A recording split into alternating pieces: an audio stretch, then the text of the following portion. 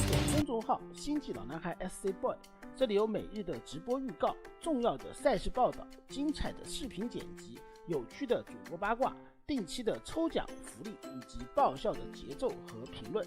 关注 SC Boy 官方公众号，365天每天更新，让你与20万猛男一起更便捷的享受我和黄哥给大家带来的快乐，不要告诉别人哟。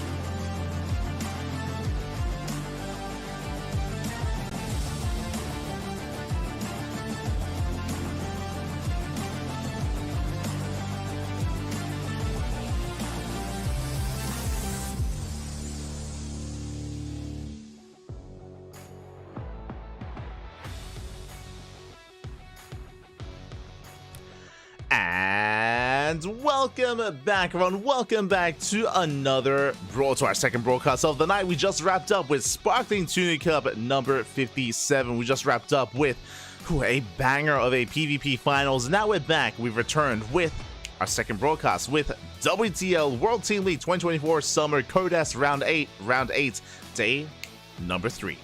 Day number 3 is here before us, and we did cast day 1 live. We missed out on day 2, unfortunately. We will catch up via replays at a later date. We're here covering day 3 as live as we can. For those that are curious, this event did begin around 40 or so minutes ago. Did begin quite some time ago. But alas, we were busy, of course, covering STC, covering Sparkling Tuna Cup, and now we are here to embrace our first matchup of the night. Twisted Fairy versus Offside Esports. Let's go. We do have our initial matchups. We do have our initial lineups here. Twisted Fairy, of course, a kind of collaboration between Little Fairy and Twisted Minds, has a pretty hefty lineup in their own right. Meanwhile, we have going up against them Offside Esports, a sister team of Team Vitality, of Onside, if you will. And we have our first matchup. It's going to be Rex versus Nice in a ZVP, and we are jumping right on in. And sporting in the bottom corner, we have Rex for Offside Esports. And in the top right, we have Nice for Twisted Fairy. Now, if you're curious, Nice did actually sign up and check in for our tournament for Sparkling Tuna Cup earlier today. But for those that are maybe unaware, Nice, he was asking us if he could, what would happen, of course, if his match did collide, and of course, WTL did collide with Sparkling Tuna Cup. Because of that, Nice did have to forfeit. He forfeited in our tournament because of his match here, because of WTL, because of World Team League. So because of that is why Nice was unable to compete in STC. Did have some other obligations with this tournament here. Cool. And now we have some Taiwan on Taiwan action. Rex, of course, the best Zerg player in Taiwan, up against Nice, the best Protoss and the best player in Taiwan, most would consider. What I will say is though that Rex is a very aggressive player and very stylistic. When it comes to his WTL matches, Rex is one of my favorite players to watch. The reason for this is because Rex, he pops off. He's crazy. He typically comes up with very specialized and very specific builds to snipe players. And boy oh boy does he snipe. He took down Cure a couple of weeks ago. He almost brought down Rainer as well. Like, Rex, he has been a treat to watch in WTL, and I'm curious what kind of crazy build he has in store for us. But Nice, I'm sure he has something. I'm sure he has something planned. Meanwhile, shout out to everyone in the chat. I do apologize, of course, again, whenever we bring down the stream and bring it back up, we do lose most of our viewers, so feels bad, man. Most of the viewers do fall by the wayside, but hopefully we get everyone back. Hopefully we're able to build ourselves back up. I do know that I think it's Rotterdam and Steadfast we're covering live, and alas, you know, they aren't working with the delay that we're working with. But again, we're playing catch up here, and we'll eventually catch up with what is occurring live, I should say. But now we're settling in. It is going to be a hatch gas pool standard opener out of Rex. Likewise, going to be a gate expand from Nice. So nothing too crazy for the time being. We're kind of easing our way into Crimson Court. When it comes to the format of this tournament, for those that are maybe unfamiliar, the way this format works is that the first map is predetermined. We pick our players first, and then the map is chosen for the corresponding rounds, for the corresponding lineups by the admins. By the admins, of course. The organizers of WTL. And then it's loser's pick. Best of 2, loser's pick. Oh boy. Because of that, we've seen a lot of upsets. We've seen a lot of upsets occurring in WTL. The power of loser's pick is a strong one. It's a strong power to have in SE2. And as a result, we see a lot of comebacks and a lot of crazy upsets from otherwise lesser players that can snipe otherwise stronger players with prepared builds. But now, Stargate opener from Nice, going for a Void Ray, actually. Interesting. Going to be a Void Ray first out of Nice. With this, our goal here is to shut down the Overlords, to keep the build hidden, to keep the follow-up a little bit more secret, a little bit more safe from Rex. What's it going to be? After the Void Ray, it could be just an Oracle into a standard game. It could be for a second Stargate into Mass Void Ray. It could be for Sky Toss into a Fleet Beacon. Could be for a Twilight Council into Glaive at Epps. We have options. Nice has a lot of options available here. We'll see what he goes for. See what he does embrace.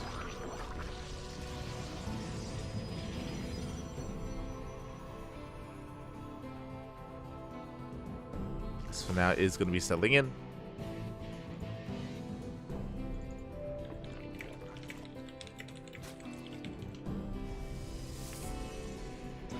Void Ray shutting down the Overlord. Oracle's on the way in the follow-up. We are expanding, taking third base, and that is a second Void Ray. That is not often seen. Interesting. Okay, nice. You have my attention. Second Void Ray's on the way. We're going for another gateway. Curiouser and curiouser here. Nice. What are we cooking? We're cooking something. He's in the kitchen, Pat. He's in the kitchen. Let's go. Does have the second Void Ray. Not embracing Sky Toss. We may build up towards a third Void Ray. We have seen this from Nice in the past. He has gone into like triple Void Ray with Adept Aggression. Curious, so we get that. Wait, what? Double Robo! Oh my god, the Stasis Trap pops off. We catch the Workers, we catch the Queens. Double Robo follow up into double Immortal production, I imagine here. Nice. A very hefty army going Void Ray Immortal is wild. And I'm not too sure if Rex is going to be quite ready for this. As for now, he's keeping up with the Oracles, trying to maintain himself. Trying to keep up. These Void Rays, they do rotate around. They do hit that natural base. Catching an Overlord. Overlord goes down, pulling back.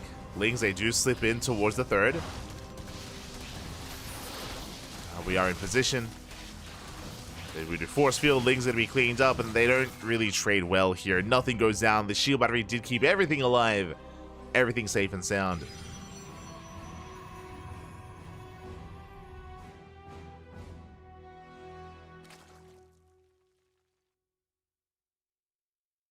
And with that, Rex, sorry, Nice, he maintains the defenses. Meanwhile, I assumed it was gonna be double Robo Immortal, but we have a Bay on the way.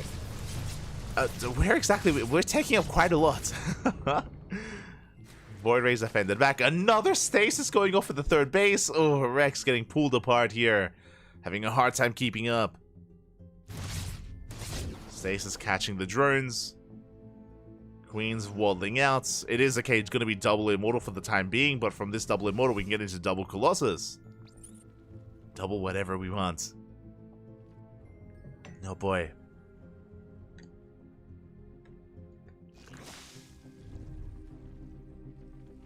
Army is massing up.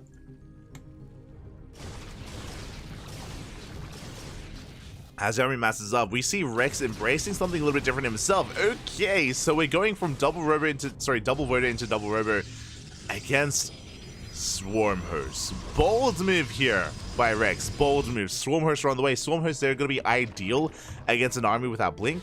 If the army is less mobile, without Blink Stalkers, without any Phoenixes or much Sky Toss going on, then these Swarm Hosts, they can pop off. They can out-trade the Protoss. Despite the economic losses that Rex has had so far in this series, or in this game, we can make up for it with value from these Locust Waves. Center base was taken, of course, taking advantage of the researching gas geyser. There was go. No! Oh my god, massive connections. We catch the Swarm Host. Force fields run down as well. Another Swarm Host goes down. A brutal start here for X. Ay, ay, ay. Not like this. We do catch one Immortal, but yeah, the Novas will zone back the army. Another Nova going to be going off as well, getting to double Disruptor production. Not Colossus. Nice, he's having fun. He's enjoying himself here. Oof, another big connection. Yeah, and the Roaches, they just melt before the army of Nice. And we're just massing Disruptor. Crazy. So risky here. Again, Disruptors outside of their Novas, they can't really hold their own, but so far they're paying off. They're holding the line. More Disruptors on the way. Nice, playing this out in style. Meanwhile, we're still doubling down on more Locust Waves or more Swarm Hosts. Yet to really pay for themselves. Nidus does finish on the right-hand side. Does finish up. We'll be able to send that Locust Wave towards that base. Towards that natural. And we can try to gain some value here. Oh, there's no Toast's Pylon. Going for the probes. We do go for the workers. At the same time, hitting the fourth base as well. Yeah, Nice ignores the main army. He just goes across the map. And we do depower the forge. Yeah, we're just going for the base. We're going for the kill.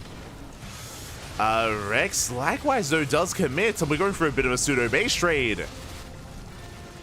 And Nice, he turns back. Turns back around, takes down the center base. Racing back home. The Nexus is getting low. We do snipe a Disruptor. A bit of miscontrol from Nice. Does bleed out Disruptor. The army rotates around. Zealots are still across the map and they catch another Swarm Host. And Rex is maxed out, but I do favor the main army of Nice. As Rex is working with inflated supply. We'll see if he can pull this off. Nova's going to be going off massive connections. Oh my god. Yeah, the connections are brutal. Again, the soup does lie. Even though Rex is maxed out, he's maxed out with Roach Swarm Host. Like, Nice has the more efficient army. 100%. In a head-on fight, I do favor Nice. That's only if we can get a head-on fight as, ooh, Robo goes down. And for now, Rex, he's just harassing his heart out. I mean, the win conditioning for Rex is to just deny the fourth. Deny the fourth base over and over again. Chip away at these fringe bases. And just keep trading and remaxing. Like, that's the goal here, Rex. He has to trade out. And it looks like he will catch a Disruptor. He gets two, barely three Disruptors. Massive Nova goes off, but that was 3 Disruptors going down. And remember, Nice, he just lost a Robo. He can only reproduce 1 Disruptor at a time at this point. He's going to have a hard time rebuilding, hard time remaxing. So very nice pickoffs here out of Rex. And can he get another Disruptor? He wants it! He wants it, and he will not get it. Whew. Barely not. Rex pushing in once again. Gets the natural, gets the Cyber Core. Does force a recall. Is gonna bleed out a lot of supply here. Oof, that's yeah, a lot of Roach Ravager going down. And does it trigger a counterattack? Does Nice push in? Uh-oh. Rex is not quite ready for this. We're gonna need the Locust Wave defensively if we want to hold on. Roaches are getting caught out. Yeah, and Nice. He's gonna be snowballing out of control again. Rex, he was up, what, 50 army supply, but it did not matter. Not against this. Not against the wave of Protoss. Locust Wave is coming in. And we're collapsing on the army. Take down the Disruptor. Roach is coming as well. Not a bad fight. Oh, but the Novas are brutal. The Novas are brutal. Locust Wave runs out. And Nice, he cleans up the army, completely shuts this down, snowballing out of control, and Rex has nothing left. He has dead supply in the Swarm Host. Roaches, they're going to try to break through. Oh, the Vials. Ah, they don't connect. Vials, they barely don't connect. Reinforcements are on the way. They're coming from behind. No. Rex pinned back, forced further back behind his own third base. Locust Wave does complete just in time. Well, this Locust Wave may just be enough. The Locusts, they force back the Immortals. Oh my god, clutch move here from Rex. He's barely holding on. Ah, but only for so long. Yeah, Zealous, they have arrived to reinforce the buffer for the Immortals. And when the Locust Wave runs out, that's going to be it. As we can once again turn back around and fight the Zerg army. And you can see Rex falling further and further behind. You know, he was doing well trading and picking away at the bases, but as soon as Nice moves out, I mean, that's... what can we do? Like, Rex just wasn't set up for that. Could not keep up with that army, despite killing most disruptors. Yeah, the third base goes down. And with that, it's going to be the chances for Rex to bounce back in this game. He still has some Swarm hosts that are active, true. And there's a world where maybe he can snipe a Nexus with it, but outside of that occurring, it is an uphill battle. It is an uphill battle here. Nova's going to be going off. Massive connection on the Ravagers. Oh my god. A brutal connection.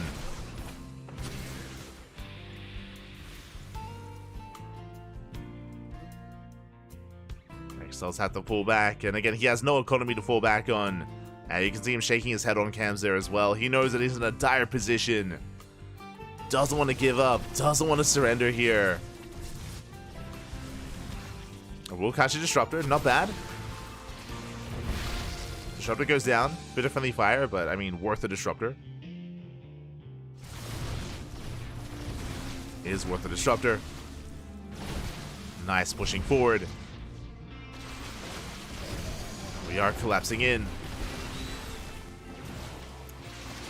But again, it looks like, yeah, the wave of Protoss, it cannot be stopped. Not here, not with this army.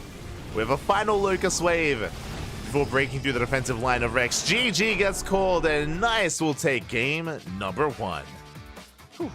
GG, well played. Nice does start things off with a win here for himself and for his team. And that was a brutal game for Rex. Again, the stasis traps were brutal. Just non-stop stasis traps at the third base was getting so much value over time.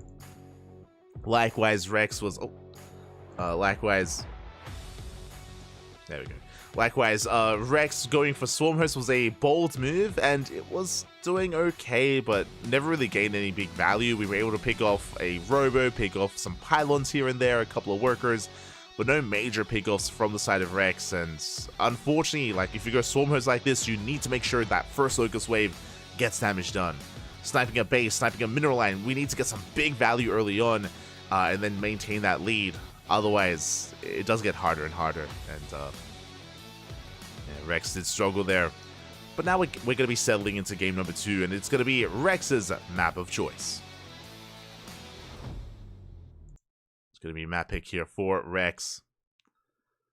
And what exactly are we going to be going for? What do we embrace as we're going to be loading into post-youth? Oh my god, we're jumping in. We're going to be jumping in the top right-hand corner. We have Rex for Offside Esports. And in the bottom left, we have Nice for Twisted Fairy. Here we go. Nice. True. True, Bobby. As we do see Nice immediately going across the map, going to be denying that goal base, assuming that Rex would be bold enough to go for it. Again, we are loading into post-youth, and the goal base is a factor. It is a viable option to rush into early on as a Zerg player to go into an all-in. We can see that Rex is avoiding the gold, though. He's going for the standard in-base natural. Going for the in-base instead. We'll take the hybrid base. That's a better way of putting it. Going for a hatch gas pool, standard opener.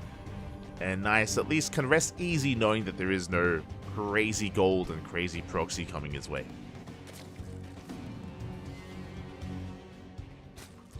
We can calm down. We can settle in.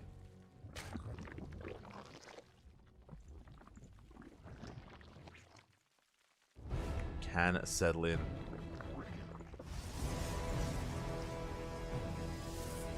As behind this, Nice going to be expanding, getting into his own gate expand into Cybercore. And really my eyes are on Rex. I mentioned before that Rex usually comes in with a specialized build. He comes in with a plan. Usually a man with a plan. And we didn't really get to see too much of that in game 1. I guess the plan was to, you know, make use of Swarm Host on Crimson Court. True, to make use of the terrain and use it to our advantage. here on Post Youth, I wonder what he has in store for us. What are we cooking, Papi? What are we cooking? That is the question.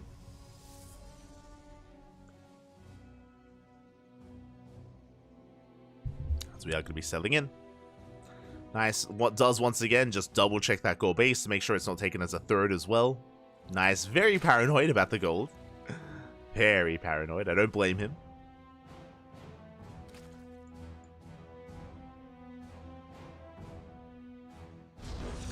Don't blame him whatsoever.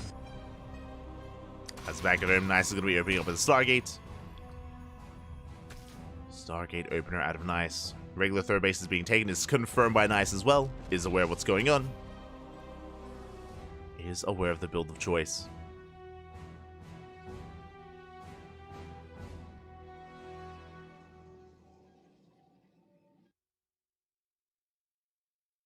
And do we open up Void Ray again? As a reminder, last game we did kind of play a little bit in a more quirky fashion, going double Void Ray instead, which was wild, by the way. And there it is. There's the first Void Ray. Could go for a second once again. We'll keep an eye on Nice. For now, single Void Ray. Now, what I would love to see is a different follow-up. The power here of a Void Ray opener is that we keep the Zerg player in the dark, and it could be anything behind it. Or I say anything. There's a lot of possibilities, a lot of options available here for Protoss. So to make it look like the same build and just reverse course and just switch gears and go for something different is what I want to see here from Nice. As a reminder, last game, I mean, it wasn't standard anyway, it was a Void Ray opener into double Robo Immortal double Disruptor production. As much fun as it would be to see that again, I'm hoping for maybe Glaive Adepts, maybe a Fleet Beacon, maybe second Stargate, we'll see. I mean, double Robo could be cool just because we rarely see that as well. Like, that was a wild build as well from Nice in that first game. So I'd be content with either one. There we go, second Void Ray once again on the way for Nice. Rex going for an earlier lair. That was a 4:15 lair timing. Ooh, very early on here for the Zerg. And we'll see what that lair is going to be used for. That could be for Ling Hydra. That could be for Aspire and Mutaplay. Could be for Infestation Pits. Gases are being taken. I believe the Oracle does get eyes on the timing of the lair. Is aware that has been thrown down earlier. And it's the same build. Yeah, it's going to be the same build for Nice. Do you see what I see? I see two Robos and a Forge. The exact same setup that we saw in game 1. So it's double Void Ray into double Immortal into Disruptors. Just a really quirky build here from Nice, and I'll be honest, we cast a lot of StarCraft here on the CranKy Ducklings. We cast multiple times a day, every day. I have not seen this before. No one else does this. No one else does this quite like Nice, so I'm curious how this plays out. I want to see the ins and outs. I want to see the strengths and weaknesses. Obviously, the downside of this build is that we have a little bit less presence on the map early on. Just because there's no Bleak Stalkers, no charge slots, but it looks like we will deny the goal base. Here we force a cancel. Cancel on the 4th. Now, I was curious what the fast lair was for. We have an answer. Fast lair for Hydras. Hydra Den and Roach Warren have been thrown down. Plus one range is on the way. We're embracing Roach Hydra into Lurker. Oh, it can lead into Lurker. Cool, as we force another cancel. Second cancel on the gold. The Bay is on the way for Disruptors. I would, if this was any other player, I would assume it was going to be Colossus, but because it's Nice and because it's crazy, I'm going to assume it's going to be Disruptor again. Oracle dips in, gets 2 worker kills, pivoting away.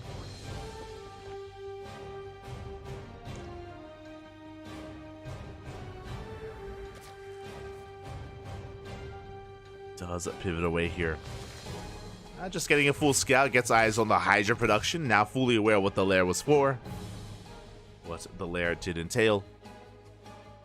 And upon seeing these Hydras, now we can make the choice to not go Disruptor and to go Colossus instead. Colossus would be ideal. I mean, any kind of splash damage really is going to be ideal against Hydras. Okay, we're still going Disruptor. It is still our choice to embrace the Disruptor. The downside, of course, of disruptors is it's high risk, high reward. If your Novas miss, if the Novas whiff, then you're in trouble. If they connect, then you're good to go.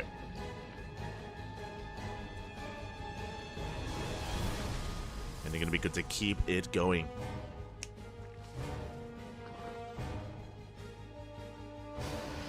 As disruptors are building up, we have the Temple Archives on the way. That's going to be for Archon production. Potentially Storm. The Nova does connect, grazing the Hydras. Hydra speed not yet done. Catching one Hydra so far. Nice, still trying to build up, still trying to keep up. It's a kill on the shield battery. Ooh, but we are punishing this army again without speed. It's hard to evacuate. Hard to get away. Nova going off, catching a tumor.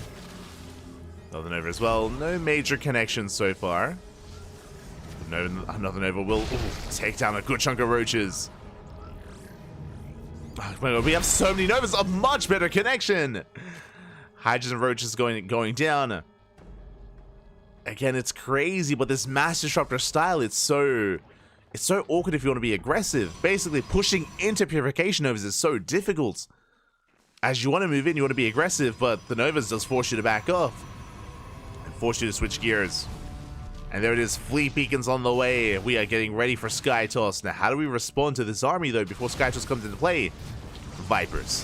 Vipers are in production. Abduction's going to be ideal to shut down these disruptors. And we'll see if we can embrace them. That was going off. Not quite connecting. And just keeping the army at bay. Rex playing with fire, soon to max out. Vipers have pops. They're gathering energy as we speak. Now, will the Vipers be able to abduct, or will Nice be able to feedback? Again, he has High Templar lying in wait, ready to feedback as well. There is going to be a back and forth. There's going to be a give and take here between the spellcasters. It may even be worth just sacrificing the Vipers to abduct the disruptors, but at the same time, the fleet beacon did just finish. We're getting ready for Sky Toss. Nice is taking up. Roach Hydra does hit the left-hand side. Massive Storm will connect. Nova's going off as well. Oof. Yeah, brutal connection on the ramp. Yeah, Nova's going off left and right. We just pick the Roach Hydra apart. Mothership is on the way. No carrier production for the time being. Vipers should have energy by now. And we do catch it. Never mind. I was going to say we catch an Immortal. But no, it is saved. We do preserve it. Rex rotating around. Collapsing on top of the cannons. Nice, does hold the line. And there we go, 2 more Stargates on the way. Now we are actually building up towards Sky Toss. Vipers are revealed. Threatening a dive. But now Nice going to be pulling back. Pulling back to the safety of his disruptors. And Lurkers, they have arrived. Nice storms here so far. On those Hydras, Nova's going to be going off. Ooh, they connect. 2 Lurkers go down. Yeah, massive connections. We get the feedbacks. We get the storms. We're going to the Void Rays. Interesting choice. Void Rays are abducted. But that means we have no more abductions. Now here come the Novas. Oof. Okay, 1 more connection is all we need. Takes 2 to bring down a Lurker. But now Rex, he's holding on.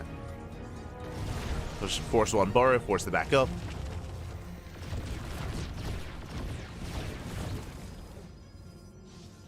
He's gonna be forced to back off here. And it feels like Nice is still looking quite comfortable. He's been trading very, very efficiently. Hasn't lost anything major. Tempests are on the way. Now Vipers have regathered, or they have regenerated their energy. True.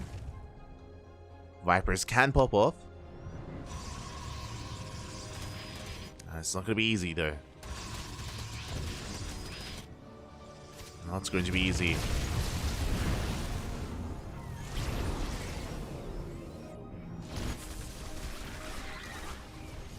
Let's say clean up the lanes. We can see Rex does rotate over towards that towards that 5th base. Okay, next is being taken. Would you respond? Oof. Lurker goes down. And we do abduct the mothership at least. Minus 300, minus 300. We barely get the snipe. Not bad.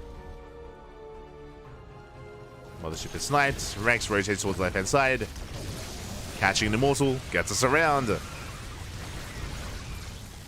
Immortal is brought down. But we're still looking for better trades. The yoinks though! The abductions! Okay, we take down 3 disruptors, but we stand in the storms. Ay, ay, ay. The storms were so brutal. They continue to be brutal. Storms do pop off. But I believe we have lost most of our disruptors. And do we have enough to break this defensive line of lurkers? It's going to be a brutal trade. Nova's going off. We're running out of Immortals. A big overextension by Nice. He does overextend. And Rex, he takes a fight. Does take a fight here. Remaxing with more Hydras, more Lurkers. Rotating over. Nice did lose most of his robo units. Takes a long time to rebuild. Long time to replace them here. Yeah, and again, that previous fight was just not one that Nice could take. Good storms. But we bleed off every single Immortal. We only have Tempest left. Purely Tempest. They kite well, but that's going to be a kill on the Nexus. There's no saving this. No shot. No way. The base is going to go down. Zeltse can't engage, not into these lurkers. Rex is pushing through. Now, he only has 3 lurkers, so he has to be careful. Doesn't have too much of a backbone here. Oh my god. It's a pulled back. Bleeding out a lurker. This is still very close. On the one hand, I mean, yes, we killed the base, right? Like, Rex, he denied the 5th, which is great. The problem here is that we have no Spire. We have no Spire, we have no upgrades, we have no Corruptors. Which means the Skytoss army is becoming quite terrifying. Nice has been building up Tempest, and he has not lost a single Tempest so far. The Tempest count is getting larger and larger. And the army, the quality of the army here for Nice is looking superior to that of Rex. We can see Rex just now throws down a Spire. It's a very late Spire, very late upgrades as well for Rex. And the Mass Tempest is just outscaling him. Vipers, they do abduct 1 Tempest. Not bad. Oof. Viper gets sniped. And without the Viper, the Tempest, they can reign supreme. And they take down more Hydras. They take down the Lurker as well. Rex, he has to back up. He has to give up ground. And Nice is being active. He breaks out. Does manage to break out. Storm's going off. The Tempest has to be careful of a dive. You have to respect the Hydras. Ooh, massive storm. Viper's coming in.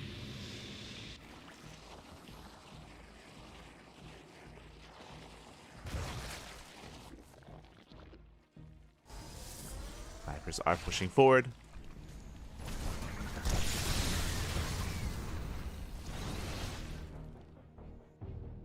Ultra happens on the way. So we're building up towards Corruptor Broodlord Ultra. We're kind of taking in that direction, but the problem is that the upgrades are not ideal for Rex. We need time to actually get into this and invest. You can see here, +1 melee, +1 melee's on the way, +1 air attack as well, but yeah, this Ultra kind of Corruptor Broodlord switch, it's gonna take a long time to really embrace. And Nice is maxed out.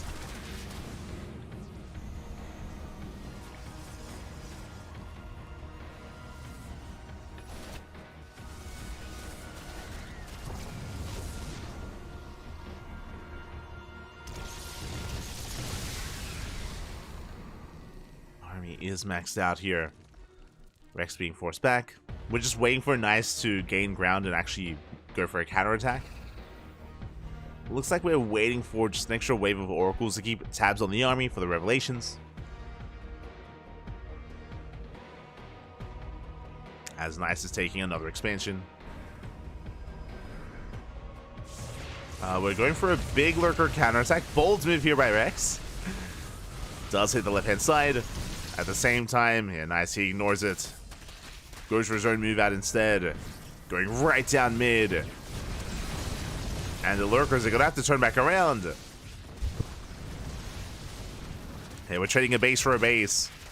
Lurkers, they get the third. At the same time, the gold does fall. And nice, he's not going to stop. He's going to keep on pushing. We do abduct all the oracles.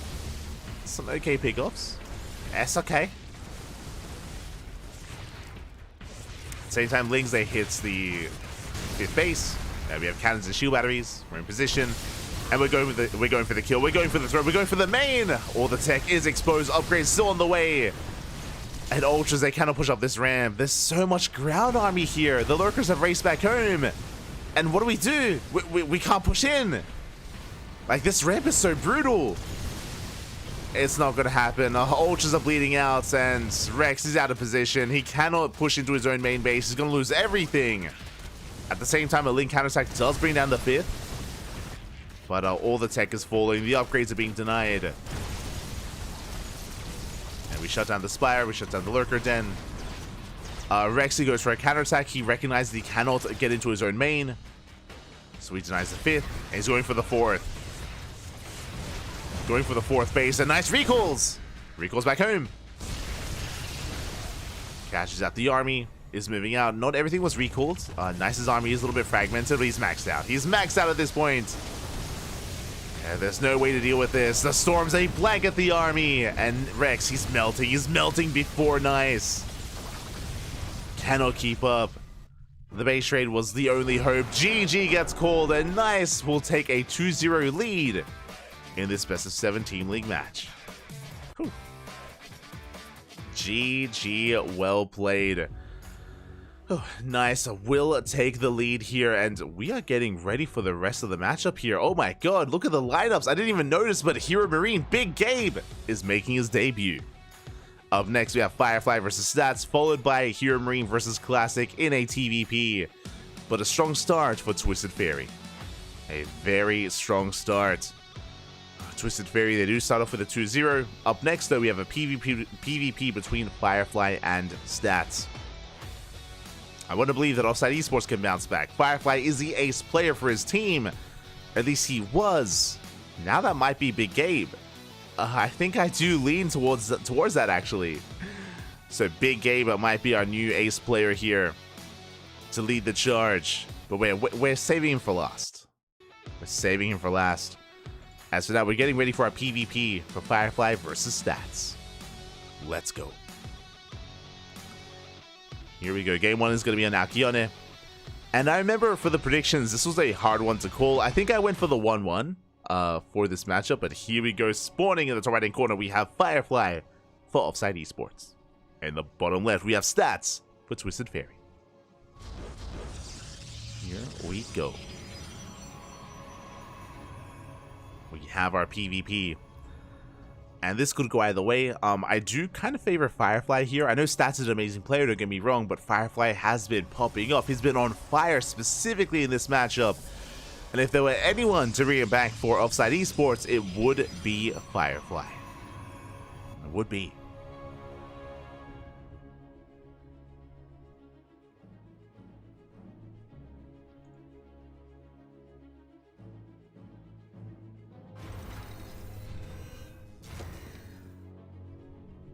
Now they are settling in.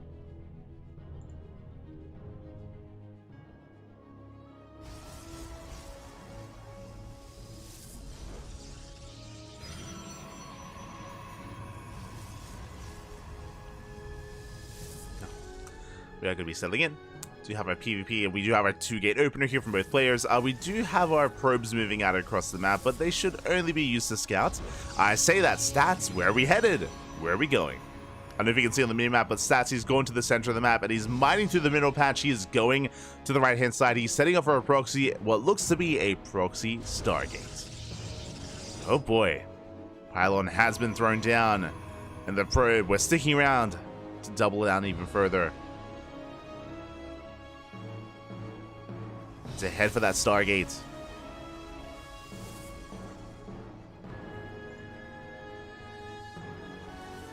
We'll see. We'll see if they can. Oh my god, my apologies, not a Stargate. We're going for a Robo. Okay.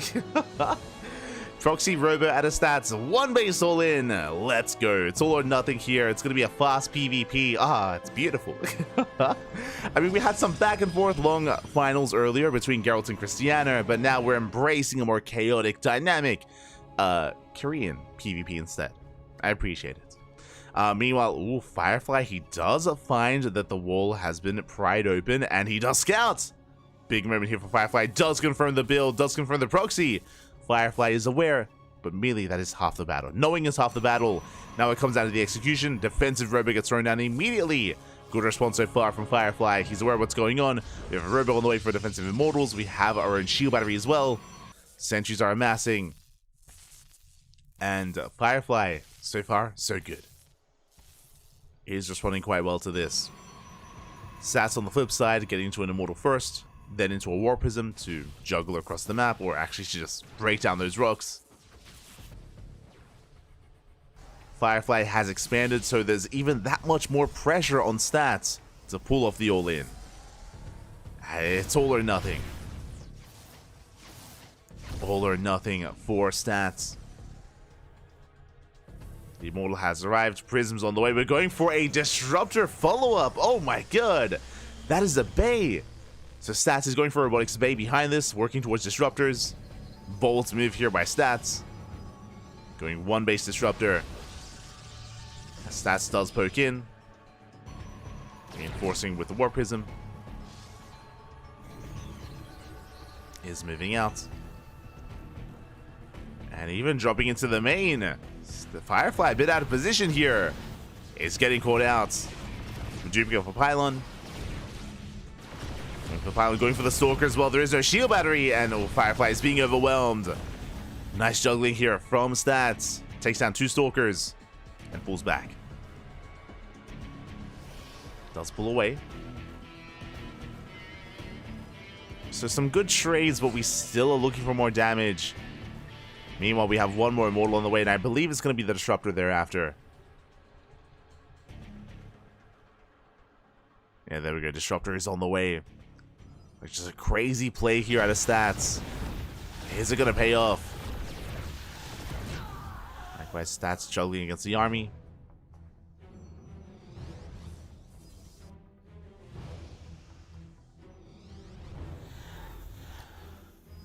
Does juggle, does bring in 2 more Immortals. The longer this goes on, the better it's going to be for Firefly. He still has a better economy, still has, as a result, additional warp ins. But the main base has been so vulnerable here for Firefly. He's barely keeping up. And still no safety shield battery. It is concerning. There we go. Disruptor does rotate over. Nova's going to be going off. The Nova! Oh my god, takes down 2 sentries. Good trade. Solid value here for Stats. Brings down 2 sentries. Full of energy. The Disruptor is revealed. Firefly is in trouble. Is in a lot of trouble here. That's a threat in the shade. Yeah, just pulling Firefly apart, squad out of position. And we do commit. Overcharge is popped though. And we have the overcharge, we're holding on. Firefly does hold the line. When Firefly saw the Disruptor, he did respond with the Stargate, going for either Void Ray or Phoenix. Phoenixes are a good way to just kind of render those Disruptors inert. But here we go, now we have 2 Novas. And Nova looks like it does not connect. We barely focused on the Disruptors.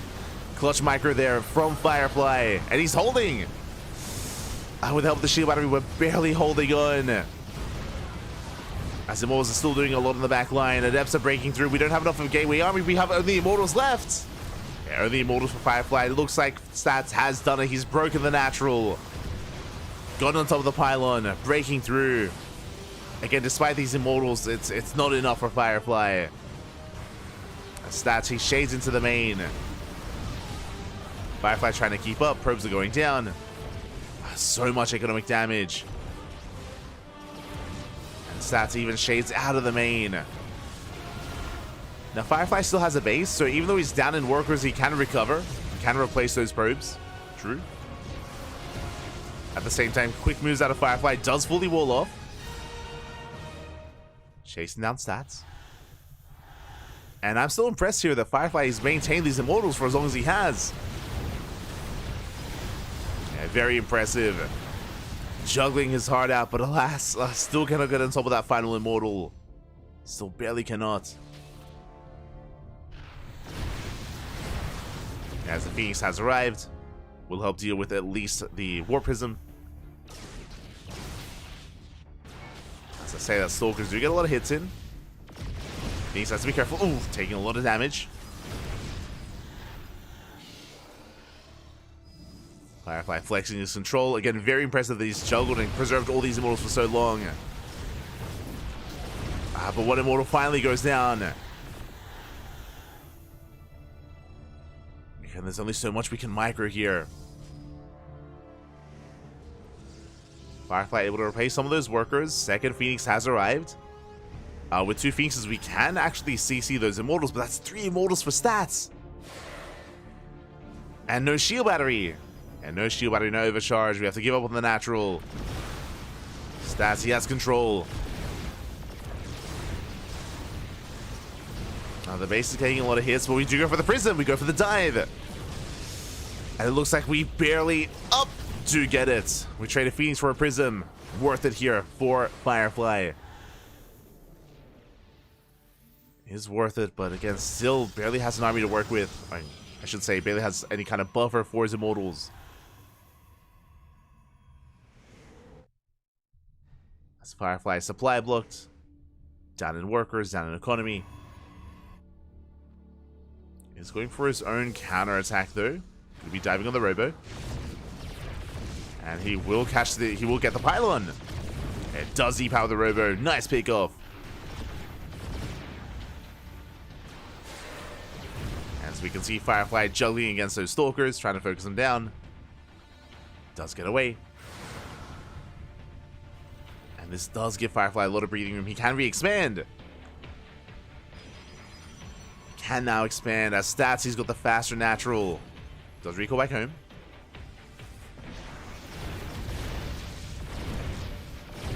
Does go for the recall. Ooh, this juggling not quite going to be enough to bring down those immortals. Phoenix is on the way. Uh-oh.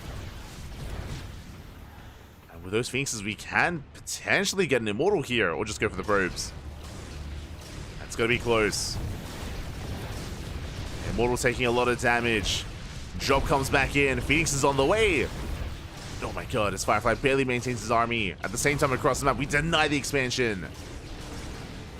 And the Immortal survives.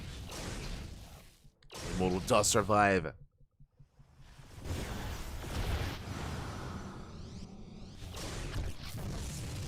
Good pick off out of Firefly. Brings down the Phoenix. Does bring it down once again, lifting the Immortal. And Firefly, he's out trading stats. No! Missed control. We trade 1 for 1. Not ideal. We lose another Immortal as well. Firefly fumbling the ball here. Losing both Immortals. Oof. And yeah, with that we have an even trade. Stats has a base. Firefly does not. And suddenly Firefly is all in. And those are some brutal losses for Firefly. And losing both Immortals. Things are a little bit too chaotic. Does find the prism once again. Not bad. Ooh, once again a prism for a Phoenix. Still a better trade for Firefly. Does shut down the robo. We'll get some economic damage. Some probes. Every worker at the natural, not bad. Prisms coming in, Firefly expanding. I would give the edge to stats here, but Firefly has a lot of potential with his army. With the Prism drop alongside, of course, the Phoenixes. As long as we can maintain this Prism and maintain these Immortals. Meanwhile, we have the counter Phoenixes. Uh-oh. And the Phoenixes, they can lock down the army. They can shut down the Prism. Do we have a recall? If not, it's going to be a one-way trip. It's going to be one-way here. With the Phoenixes, they will trade. Immortals are going down. Losses the Firefly can't quite afford, though. Yeah, he loses 2 Immortals. Does reset the Phoenix count of stats. Not bad. Likewise, stats down to 13 probes. May have a second base, but his saturation is not ideal. 13 workers, 4 stats. This is still very close.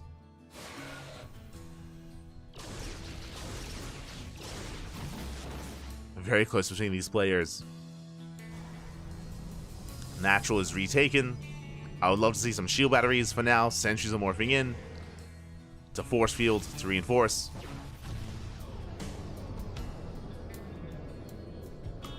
Yeah, we can see Firefly. Ooh. Almost getting a sentry. Almost. Force fields are thrown down. So far, it looks like a better trade for Firefly. Yeah, he zones away the Immortals, shuts down the initial sentries.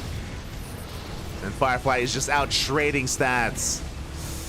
And it looks like Firefly, he's done it. He lifts up all the Immortals. It was a very tense game, very close, very back and forth. It started with Proxy, Robo into Disruptors of all things.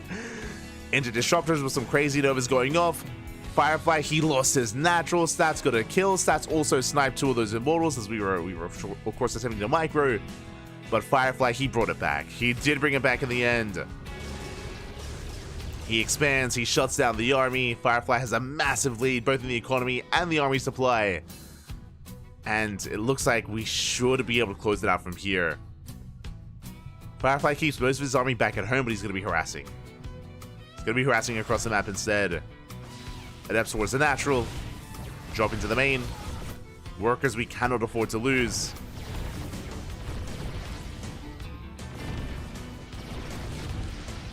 And with that, we get 6 more probe kills. And we're not done. We're just pulling stats apart. We're even going for the Stalkers. We get 1, we get 2. And 2 Stalkers going down. Firefly just snowballing out of control, picking up another Stalker. GG gets called, and Firefly, he does it. He takes game number 1. Oh my god. Oh, the celebration. The sunglasses! Oh, easy, Papi. He was ready as well. You know, the Firefly, he saw the lineup, he saw stats, and Firefly, he went out of his way to buy sunglasses just for this moment, just for the celebration. GG, Papi. GG, well played. Whew. Firefly takes game number 1, takes a lead here against Stats. I mentioned before that if there was anyone on Offside Esports to put a point on the board to fight back for their team, it's always Firefly. It's always Firefly. Firefly, who was favored here against Stats, or at least I think most of us did predict Firefly to at least get a 1-1. But now the pressure is on. Now Stats, he's angry, he's upset. How do we respond? Can we bounce back and tie up the series, or will this be a 2-0 in favor of Firefly? We're here to find out. We are here to find out. Assassin's getting ready. Oh, sipping on that coffee. Let's go. And we have our map of choice. It's going to be Oceanborn.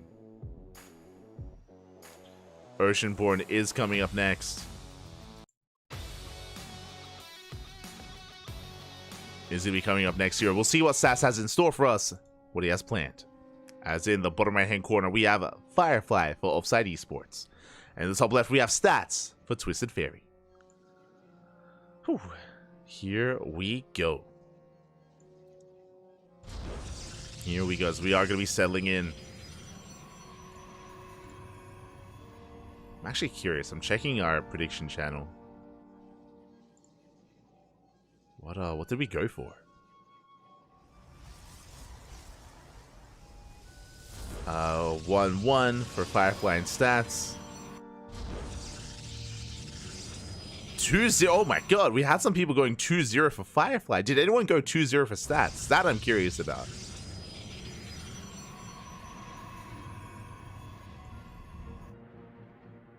The answer, I believe, is no. Okay. Everyone in our Discord server, we do host our predictions every single week for WTL, and everyone either went 1-1 for this series or 2-0 for Firefly. There were a couple of 2-0s for Firefly. Bold predictions, Bobby. Bold predictions.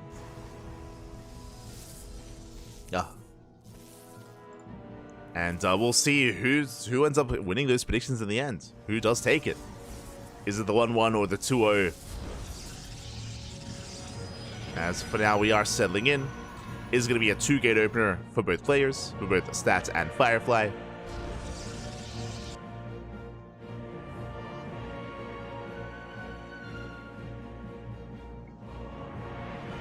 Is going to be 2-gate openers, and Stats once again going for a proxy pylon. Now, last game, this was a proxy pylon for a 1-base all-in. This time, based on its positioning, this should just only be a proxy Stargate, maybe a proxy Twilight Council. We'll wait for the Cybercore. Because of its position, an Oracle would make sense, and yep, there it is. Stargate, it's going to be Oracle. So, proxy Stargate Oracle opener out of Stats, meanwhile, a regular Stargate Oracle opener out of Firefly. Similar builds, but the downside is that you can see the Firefly, he's looking, he's scouting, he's scouring the map right now. Firefly knows that there's a proxy, and he's trying to figure out what exactly it is and where it's going to come from. Again, Firefly did scout earlier. He confirmed that the second pylon was missing. That's why he's looking, and it looks like Firefly will find the proxy. Or will he? Oh no, he's so close. He's right next to it. Papi. One step to the right. Oh my god. And oh, we check. There we go. We confirm. Big scout there from Firefly does confirm the opener. And because both players scout each other, both players see the Stargates, that means not Oracle, Phoenix. Phoenix Wars have begun. Again, because both players scout each other, if you go Oracle and your opponent goes Phoenix, then your Oracle just dies and you just get no value. So Phoenix production has begun. And Phoenix production will not stop. This is the beginning of Phoenix Wars. Now, Stats has a big disadvantage. Because of his proxy location, reinforcing with Phoenixes is going to be awkward. It's going to be a little bit awkward, and it's not going to be easy to defend our bases. So, Stats is in a bit of a more precarious situation here. Precarious spot. And we'll see if we can recover as Firefly is expanding. Chilling back at home, he's got a Stalker to reinforce. Likewise, Stats also coming in with his ground army as well. Is coming in. Adepts, they threaten the shade towards the main. They don't commit. Not yet. No big commitment. As you can see, Firefly just trying to wait out those Adepts, and we do commit! Yeah, 1. We get 2 probe kills. 3 even, not too bad. 3 probes. 4 probes even, as Stats does pop up with the Phoenixes. But he's getting caught out. Oh! Does throw the tables. Very close here, but it looks like Stats, will he come out on top? He will not! We trade 1 for 1. I say that, we trade 3 for 3! Oh my god. And Stats, he will barely come out on top. He takes out the final Phoenix. That's a big win for Stats.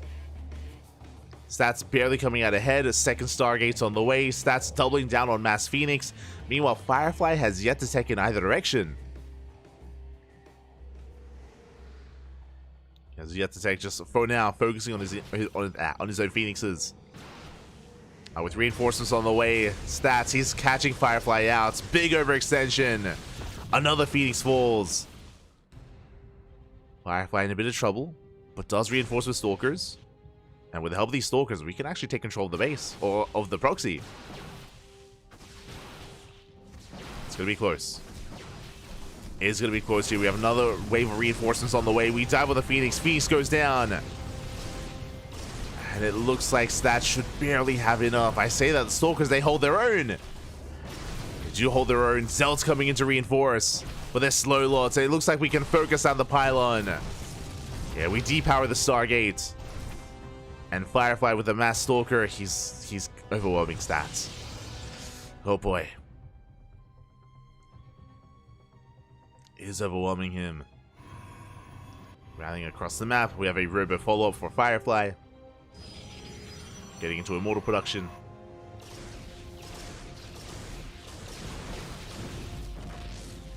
Stats does bring down the Phoenix at least. With that, Firefly should be aware that we did have a second Stargate. More Phoenixes on the way. It's going to be close. But alas, Stats will hold on. Shuts down the Stalkers. Yeah, Firefly just now goes for the Twilight Council. That's going to be delayed blink for Firefly. He has to back off. So I want to give the edge to Stats. Stats, he's got the higher worker count because he killed more probes earlier. He maintains his economy. Stats, he's already got Blink on the way. Dark Shrine on the horizon as well for Stats.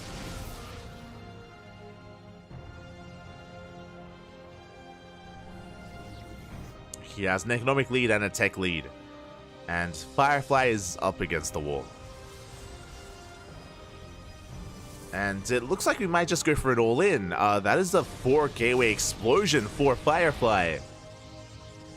He avoids his expansion, doubles down on more gateways. Dark Shrine now on the way as well. Oh, that's 2 more gates. That's 8. It's going to be an 8 gate all in. Firefly just doubling down here on Mass Zealot. And even DTs. And it's a bit of a Hail Mary play for Firefly. We'll see how well it works out. Meanwhile, instead of throwing down gateways, again, Stats expanded. That's why Stats he maintains and furthers his economic advantage. Big scout from Firefly. Does confirm the Dark Shrine. Both players do. Both players scout each other. Both players are aware. And we should be getting detection. Yeah, we have the Observer. Observer's already out. DTs shouldn't get much done as long as detection and the army's in position. But we're just waiting for Firefly to get his warpins going. We are just waiting. You can see Firefly setting up his expansion, but the gateways are about to kick in. There we go. Zealots are amassing. Archons. Archons are morphed in. Getting ready for our move outs. Ooh, we do trade out the Observers. That's a really clutch moment, actually.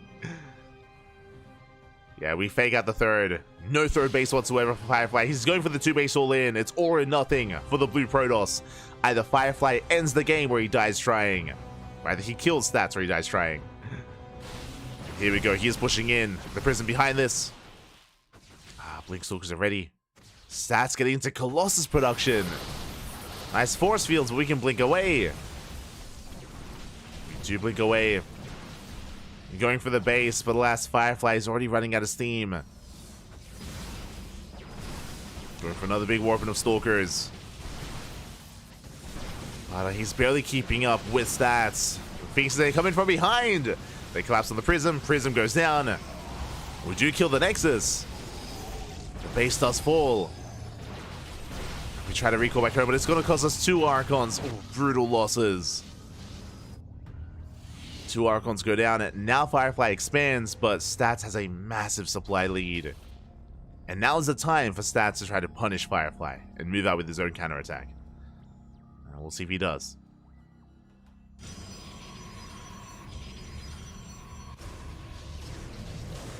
See if he does. For now, DT's moving up for Firefly. We should have an Observer. I know they got sniped earlier, but I'm not too sure if they were replaced. DTs, they pull back.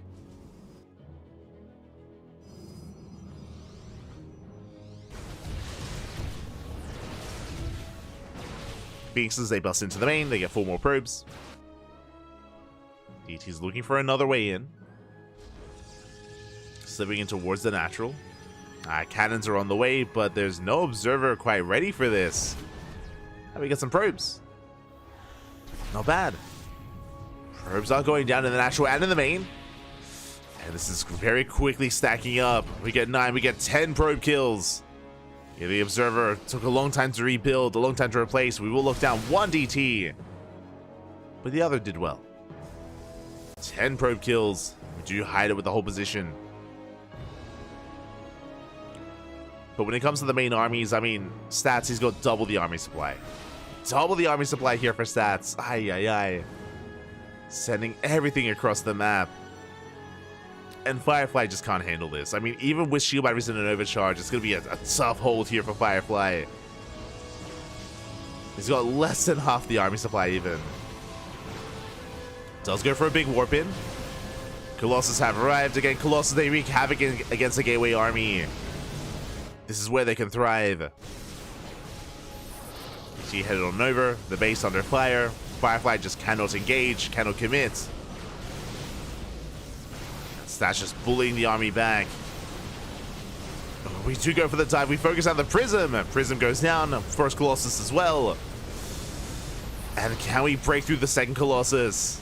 It's gonna be close, but alas, no, we cannot. Stats, he holds his own. Breaks on through. He has broken the third base. Now we're pushing into the natural, and it looks like we are going for a tied-up series. We're going for a 1-1. GG gets called, and Stats does tie the series 1-1. GG. Whew. GG, well played. Stats will tie us up, but what that really means is that Twisted Fairy takes a lead. Twisted Fairy, they do take a lead. They're up 3-1, and one more game is all Twisted Fairy needs to claim the series. One more game. The pressure is now on Big Gabe. For those who don't know, this is the debut of Hero Marine. Big Gabe, he is now making his foray into the Team League scene, into WTL. He has never played in WTL before, but he has partnered with Offside Esports. He has partnered with them, and now he's making his debut here for his team, for Offside, here in WTL. And not an easy opponent. He's up against one of the best Protoss players in South Korea. He's up against Classic. I know Big Gabe is big, true, but the chin toss, the chin is massive as well. That's the thing right now. That's the terrifying thing about Classic. Is I would say even the Classic is favored in this series.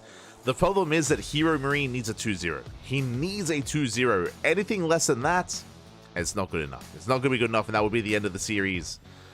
Oh boy, we'll see if we can bring it back. We'll see if we can force the ace match.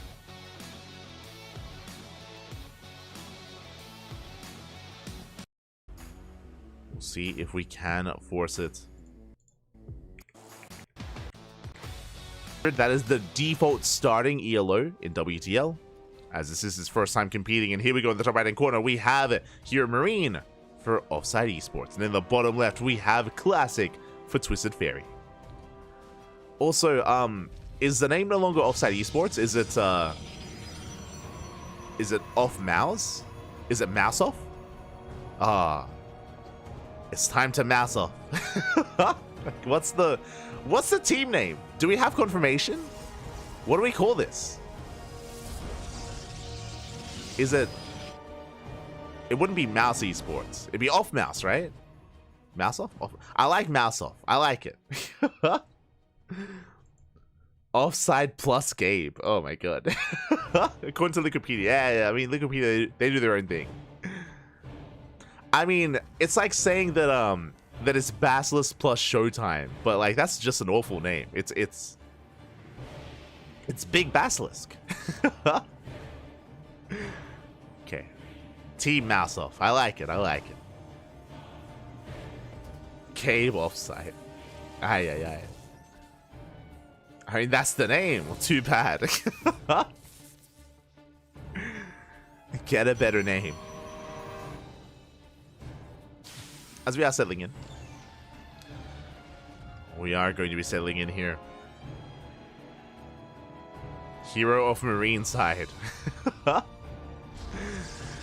now, it's going to be a standard opener here by Classic, going for a gate expand into his cyber core.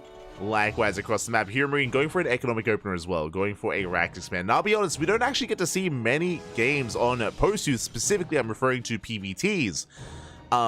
Yeah, I'm just now realizing that we very rarely get to see this matchup specifically on this map. It is very, very commonly vetoed. This might even be one of the first times, actually. I'm just trying to... Yeah, I'm trying to recall. But we'll see. We'll see what our plan is going to be and how Hero Marine does approach this. Again, we do have a hybrid base available for both players. The gold is going to be available as well. A lot of Protoss players are quite fond of rushing into the gold, especially off of an aggressive start to contain the Terran. That's the terrifying thing here, is that usually it's the Protoss player with map control, especially with a Twilight Council opener with a blink-based build. Hero Marine double expanding! He's crazy! That's a third CC! Okay, 3cc 3 racks out of Gabe. Interesting. Now we see this a lot on maps like Side Delta.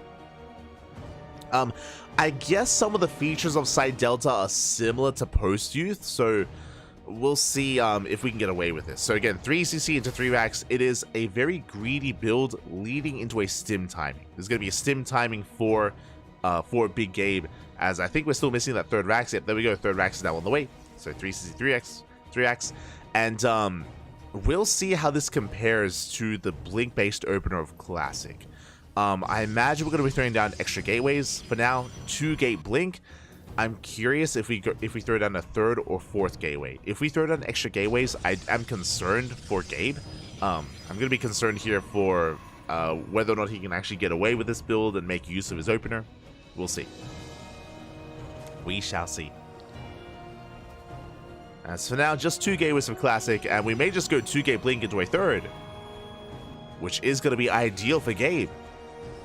Yeah, we're setting off the expansion, and there it is. The 3rd base has been thrown down, so we have an economic opener out of Classic that is 2 gate blink into a 3rd Nexus against a very greedy build from Gabe, which means Gabe gets away with it. Gabe, he does get away with his greed, he gets away with his 3cc, and that means he's going to be able to settle into his stim timing quite freely. So a very nice start here for our Terran player. This means that Gabe can actually embrace his build and make use of it. Reaper gets shut down. We do have additional gateways on the way. Now, when it comes to this move out, because we are aware of the gateway heavy style, Marauders are being incorporated. We have Marine Marauder working towards that stim timing. This move out can do damage, but because of the current setup that we have, we may just head into the mid game. This may just head into kind of like 3 base versus 3 base and a longer back and forth instead.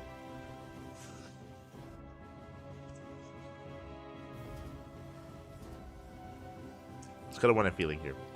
Which race would be favored on this map? I would assume Protoss. I would assume Protoss just because of the dynamic between these 2 races, where I feel like the Protoss player can more freely take the goal base and take advantage of it. We've seen it a lot on maps like Royal Blood. Was it Royal Blood? A couple of seasons ago on these gold-based maps where players like Hero, Classic, Max Packs would very quickly just rush into the gold out on the map and just bully the Terran player.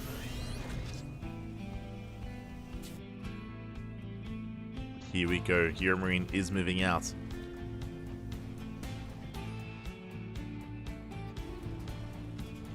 And is looking to break the 3rd. Likewise does Sim on Force Shield Barrier's not ready, but the Force Field's very nicely done. We throw down our Force Fields, we buy time, the first stim is going to be wasted. And the Shield Battery does finish. And we have an overcharge. We're going to pick this army apart. Overcharge is going to be popped. Hiramini goes for the dive. Does focus down the Shield Battery, and can he break through the main army? Boys are being pulled at the same time. Adepts, they get across the map. SCVs are going down.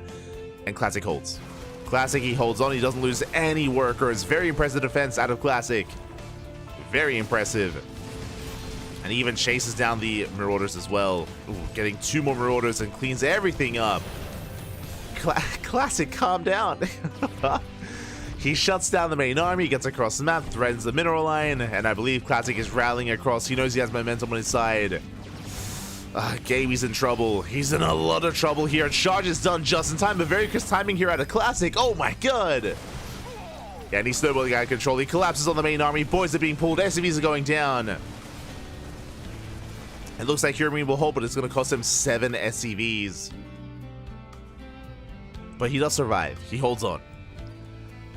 Whew. He does hold behind this Classic, of course, embracing additional Zealots, more Immortal production. Classic getting ready for that second wave. And now incorporating some splash damage of his own, not working towards charge, not working towards Storm, working towards Colossus. As the Bay is on the way, Colossus production on the horizon, Prism into the main. Ooh, we do miss Rally! Good pickup. Immortal gets thrown away. At the same time, Zelce busts into the main base, but we do react in time. We only get 2 SCV kills. Acceptable losses so far from Gabe. Does maintain his natural. And does defend.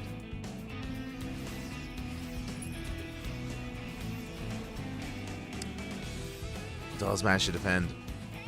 Behind this Classic taking the 4th. He's going to take the 4th base. Building up towards Colossus. Until then, Gabe has quite a hefty bio army to work with. Now the Observer does confirm the army, does spot the move out. So as Gabe moves out, Classic's moving in. So very nice timing here for this Zealot counterattack. As Gabe, he checks the gold, confirms that it hasn't been taken. Zealots, they head towards the main base and towards the third. Uh-oh. Yeah, the Prism does siege up. Classic supply blocked. Ooh, that was not the time to be supply blocked, but we get into the mineral line nonetheless. 8 SCVs, 9 SCV kills. Ay, 10. Oof, that was brutal. 10 workers going down. Again, if Classic wasn't supply blocked, then he would have gotten even more damage done. Would have had a warp in. But he somehow, he does hug the edge of the wall. He hides. He does save himself from that Viking. And we do still have another warp in. So I'll say head towards that third. But this time the army's in position. Yeah, they're going to be cleaned up. Much more brutal trade. Zealots into the main. Making up for our earlier losses. Getting 2 SCVs. Getting 2 workers. Now, what's important here is that this entire time, for the past like 2 minutes, Gabe has been stuck at home. Gabe has been stuck at home, stuck chasing down this Prism, chasing down these Zealots, and that means that Classic has gotten away with his 4th base, and he's gotten away with his Immortal production. His Immortals, his Colossus, 2nd Robo's on the way. We're up to 2 Colossus already. Like, Classic is building up towards a more ideal army. Now, Gabe does have a larger force, that is true, but pushing into Colossus is easier said than done. As Classic is now taking the gold. He's taking the gold base. Gabe is building up. Again, because of the fast 3rd CC from Gabe, he's able to have an abundance of units to work with. Say that, we do catch the Vikings. 2 Vikings go down. Destructive production has begun. Here, Marine coming in from behind. Can we catch Colossus? Up! The Colossus! Looking exposed. Nice force fields. Yeah, very nice force fields from Classic. He does hold the line. And he's going to shut down the Bio Army. And Classic, it looks like he's going to bleed out at least 1 Colossus. The Marauders, they stim in. They break through the store because they get 1 Colossus. They're going for the other as well. And it looks like we should have enough. Yeah, just barely with these reinforcements.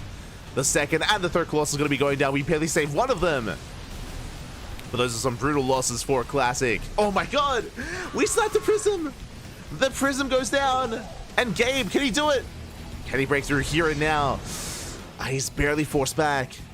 But those are some good trades. Some massive pickoffs. He got all 3 Colossus.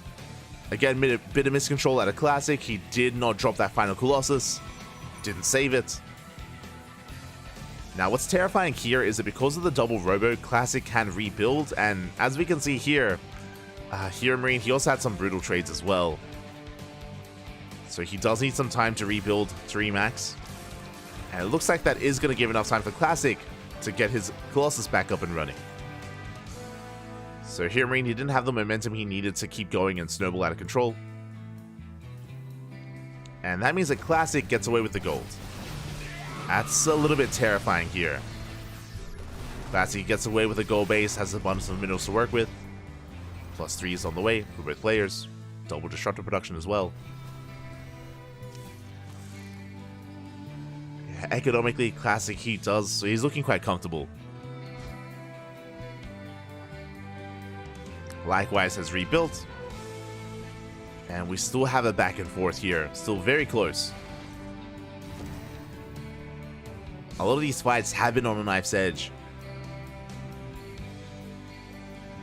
As Gabe rotates over towards the right hand side. Classic is not in position, by the way.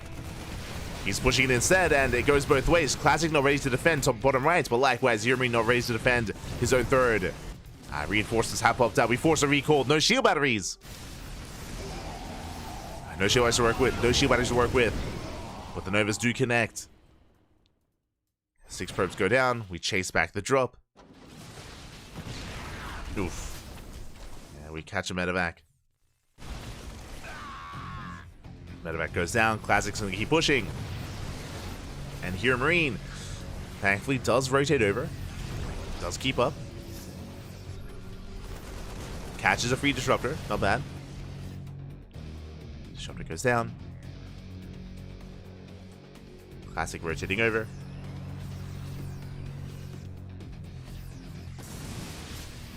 Does rotate around. Nova going off and oh! Massive connection! Yeah, we take down, goes to take down Marauders as well. Big connections here from Classic, and here Marine, he plummets in supply. Nice EMPs though. Not bad, does focus down the Disruptor.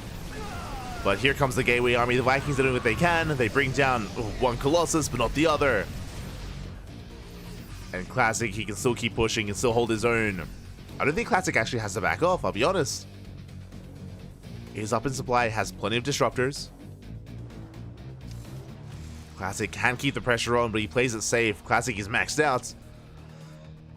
Gabe, he's struggling to hold on. But if given time, he can rebuild. Classic not going to give him that time. Nice mine shot. Mine does go off. Yeah, the Nova's a zone away the army. We take control of the third base. Oh my god! Massive connection. Massive connection on the bio, and Gabe, he's falling apart at this point. Did well holding on for so long, but alas, Classic snowballs out of control. GG gets caught, and Classic takes game number 1. GG, well played. Classic will take the game, and with that, Twisted Minds, or Twisted Fairy, will take the boy. Here we go. Alright, getting ready here for Crimson Courts. And because it's Gabe's map pick, I want to believe we can bounce back. I want to believe that we can threaten Classic. Like, Classic is the favorite player coming into this, that's true, but Gabe, he can definitely punch up, and he can definitely go toe-to-toe with a player of the caliber of Classic, especially on Hero Marines, kind of on his playing ground, right? I'm sure coming into this, we had a couple of days to prepare specifically for Classic, specifically for this scenario, and I'm curious what he was cooking. In the bottom left-hand corner, we have Gabe for Offside Esports, and in the top right, we have a Classic for Twisted Fairy. Here we go. We are going to be settling in. And again, I'm curious as to the specific build of choice here. Again, here, I mean, he had any map to pick from. Any map he so chose, it's going to be Crimson Courts. On a map like this, the third base can be quite secure, so we could opt to be a little bit greedier here. Likewise, job play can be favored as well, just because of the terrain. Can be quite difficult to punish and deny drops and chase them down. And there it is, double gas opener. Okay, double gas opener out of Hero Marine. What do you have in store for us? Now, I am somewhat familiar with Hero Marine. We have casted quite a lot of him during ESL Open Cup Europe, and of course Home Story Cup as well. But Gabe, he has a pretty wide array of builds. Like, Hero Marine, he can proxy, sorry, he can macro, sure, but he can also proxy. He can proxy, he can cheese and go all in. He can just spice things up and clown things up as well, if he so chose to. He has a lot of builds available to him, which is what makes him, you know, a really terrifying player. He is not necessarily one note. He is not necessarily known for like a certain playstyle, like Showtime, for example, known for like more defensive play, or Dark, known for roaches and aggression. Like Hero Marine, he feels a little bit more flexible, I want to say. A little bit.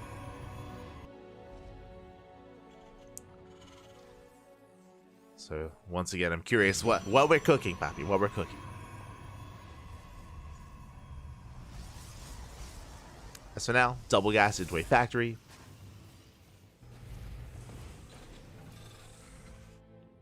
Is getting into the factory here, going for the reactor, and we'll see if we open up with something like a Widowmine drop with initial Cyclones. Curious as to how aggressive Gabe wants to be. To have the CC follow-up. Not going for the one base all in. I'll be honest, I was not ruling that out. I was definitely keeping my mind open to a one base all in. But it's not going to be the case here, thankfully. Classic going for a sec of choice, going for a Twilight Council opener. Twilight Council in towards Blink.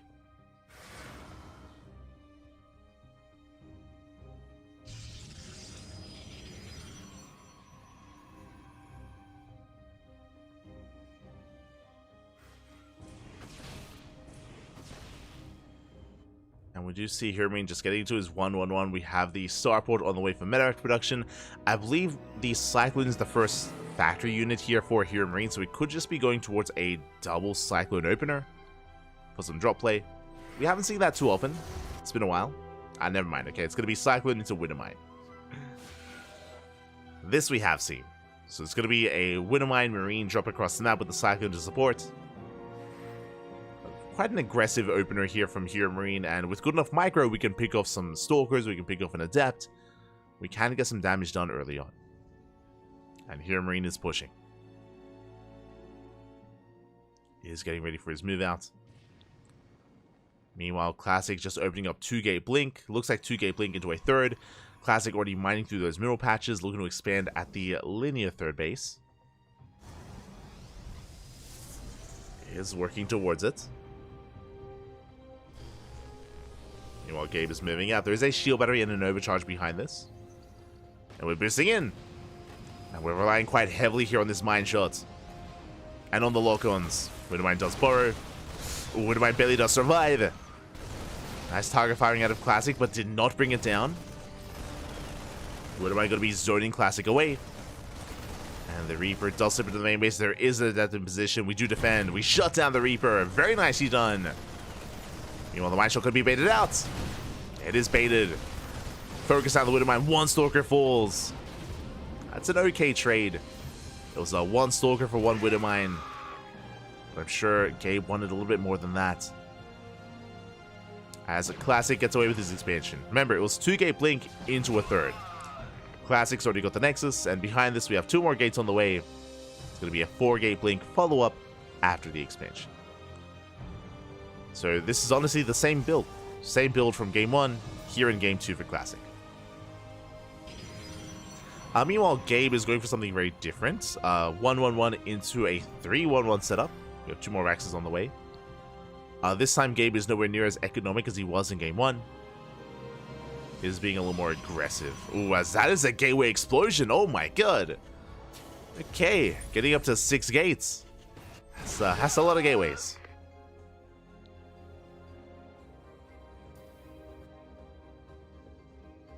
Do you have a 6-gate setup here from Classic? See Classic rotating around. Got +1 in charge on the way. Raven harass towards the natural. Gets a probe. Not bad. Gets 2 even. 2 workers at the natural. Drop threading the main. Get some damage done. Even catching a Stalker. Catching 2 Stalkers. Classic, a little bit distracted here. Is going to bleed out a lot. He's bleeding out a little bit too much across the map. I want to see, did he get the tank? He did. Okay. Never mind. Suddenly, it's a slightly better trade, but oh, that's going to be 9 probe kills. Oh my god. Classic getting pulled apart. Losing the Stalkers across the map. 10 probes here in the main. And with that Gabe, he's running away with this. Now looking that much more favorable economically. Moving out. 3rd CC behind this. To expand, take a 3rd. And once we get into our 3-base setup, then Hero Marine can move out.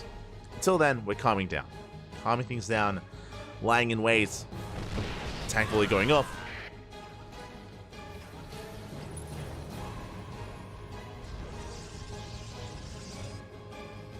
And we're just waiting for all of our upgrades to really kick in. I'm referring to Stim, Combat Shields, +1. It's on the horizon here for Gabe. And it's going to hit actually as this army gets across the map. Okay. Let's go. Gabe is pushing forward, catches out more Stalkers. Brutal losses here for Classic. We do have a wave of chargelets though. Yeah, and here Rini backs off. Like, Classic, he wants to fight out on the map. He wants to fight on the map here with mass chargelet. He would completely eviscerate Gabe's army. So very important here that he scattered, that he scanned, and he backs off. Gabe does retreat. And right now, the name of the game should just be take our 3rd base. Maybe just rely on drop play as well. Okay, pulls away. For those that are curious, the dynamic, especially with Mass Charge Lot, which is what Classic is working with, Mass Charge Lot can really struggle pushing into entrenched positions. I'm referring to a third base setup with bunkers and SimCity and tanks. But out in the open, without any SimCity, Charge Lots, they reign supreme. They completely annihilate bio armies if they're out in the open. Which is why Gabe raced back home. Speaking of not quite sieged up, Widowmine Zubaro, tanks as well. Do you manage to siege? Forcing back the army. Now, because Gabe is playing this out a little bit more defensively after seeing the army composition, Classic's taking a fourth. Classic is taking a fourth base as we speak, so far unscattered by the Terran. Here, Marine moving out once again, with a much stronger Widowmine army. Widowmines are a lot more ideal against these Zealots. Here we do push in. Catching a Stalker, not bad. Classic does reinforce, going for a drop across the map. Okay, here we go. Prism does move out, hits the natural. Same time, Raven threatens the natural base of Classic. Stalkers are in position. As I say that, 2 probes going down. You get 2 workers. The Prism. Okay, we're okay. We do get away. Oh, I spoke too soon! Yeah, it's a bold move here, Classic. Instead of pulling away, he pulls back in, and he bleeds out the Prism. Prism goes down, Zealots as well. Now, Hirmin doesn't have to worry about a backstab. Doesn't have to worry about a counterattack. As he's pushing out. Classic having a harder time. So Rambai does catch reinforcements. Here, Marine moving in. Classic has to deal with the minefield. So many mines just going to be going off. Oof, big connections of the Zealots. We do catch the tanks, though. Tanks going to be going down. We get a Pseudo around. But is there too much bio? Is there too much Marine Marauder? Yeah, the Colossus looking exposed. We stim on forward. We focus on the Immortals. Now we can go for the Colossus. It's close. It's looking so close. 1 Colossus goes down. There's 1 left. But with reinforcements, Classic is barely holding on. Is he, though? Still so close. The Zealots, they shut down the Marines. They shut down the Marauders. Vikings going ham. And it looks like the final Colossus, it barely stands strong. Oh, my God. Whew. Classic holds. A very clutch defense there from Classic. Took a lot of mines to the face, especially early on in the fight. Especially early on. But Classic does barely hold the line. Gets away with his 4th, taking a 5th. He's rebuilding. Now, thankfully, here Marine does escape with most of his medevacs, so he has retained some of his army from that fight. Retains the Raven as well. So here Marine can keep it going.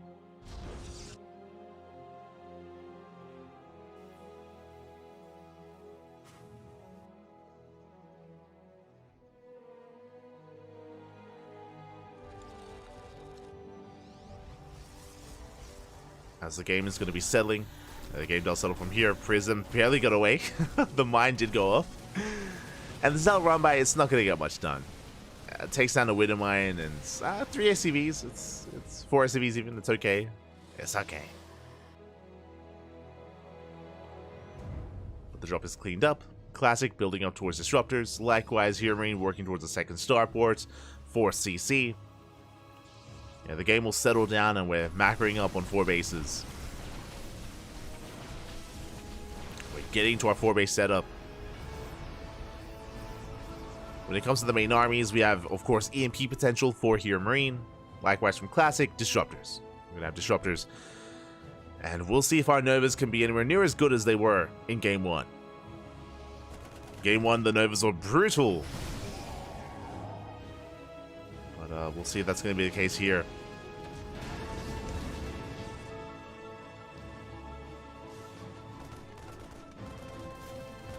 As here Marine is going for his own drop play.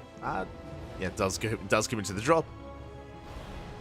Moving out with 4 medevacs at the same time, and Classic setting up his own Prism Harass as well. Gabe hoping to come across the base, but nothing quite here yet. Doesn't find a Nexus, but can drop into the main. Now we do have a recall. We do have a recall available. We scan the main base, we go for the dive. And there's nothing in position at the same time. Those Zelts, they bust into the main. We're going for a defensive warping instead. And Classic turning back around at the same time. Here, Marine just pulling Classic apart. Hitting the main base and the fourth. The fourth base is going to go down. That's a kill on the Nexus. And Classic, he just can't really keep up with this. Now in the main fight, in a head-on engagement, I do want to favor Classic with the disruptors. Show us the main army! Show us the disruptors! Nova's going to be going off. Massive connections! But we bring down the disruptors, we bring down the Colossus, and Classic gets caught off guard. We'll clean up the Vikings at least. A very chaotic fight. Very chaotic. Classic survives with 2 disruptors. He lost like 5 or 6. It's insane. So many disruptors went down. Probes as well. Classic down in workers, but he's going to keep on pushing. Getting to the third base. Fury not quite ready for this. Never goes off. Oof. Takes down the bunker. Does take down the bunker with reinforcements. Looks like Hero Marine, he has enough. He will defend his third. Zelter in the main, but mine just go off. Yeah, we're defending. We're holding. Gabe, he's cleaning this up. He's shutting this down. And even with these Zealot run-bys, it's not going to be enough. We catch more disruptors. Yeah, disruptors are going down one after the other. And Gabe is looking to fight back for himself. And again, even though he won't be able to win it for his team, he will fight back and redeem himself here in game 2. As he has a massive lead, a massive advantage. Even with these Novas, even if we got like the perfect connections, Gabe would still have enough to break through. We'll see though. No shield battery here at the base. Shield battery, no overcharge. Army's coming in. Nexus is sniped. We just get the hell out of there. We load up, we pick up, drop into the main. And Classic cannot keep up. And not with this army. Rover's going to be going down. We have a solid counterattack across the map. It is going to distract Gabe, true, but not much more than that. And Classic is losing base after base, Nexus after Nexus. Just running out of steam. Classic down to 2 bases. He has bottom right, which I believe is hidden. I believe Hero Marine has not seen that Nexus. Is unaware. As a result, has, yeah, a brutal moment. Gabe doesn't know. So we have a hidden base for Classic. It's keeping him in this, true. And I mentioned before that if a Nova connects, that it's not going to be enough. We have 4 disruptors. Okay, if every Nova connects, then maybe. And we can pull this off. Here we go. Show us those Novas. First to go off. Pretty good connections. Third Nova doesn't quite connect though, and it looks like Gabe, yeah, with the concave, he's going to collapse on the army, cleans this up, shuts this down. GG gets called, and Hero Marine will put a point on the board. GG, well played. Whew. Does fight back here and does, you know, have a nice debut. Didn't get the 2-0 he was hoping for, but as a reminder, this is Hero Marine's first real foray into WTL.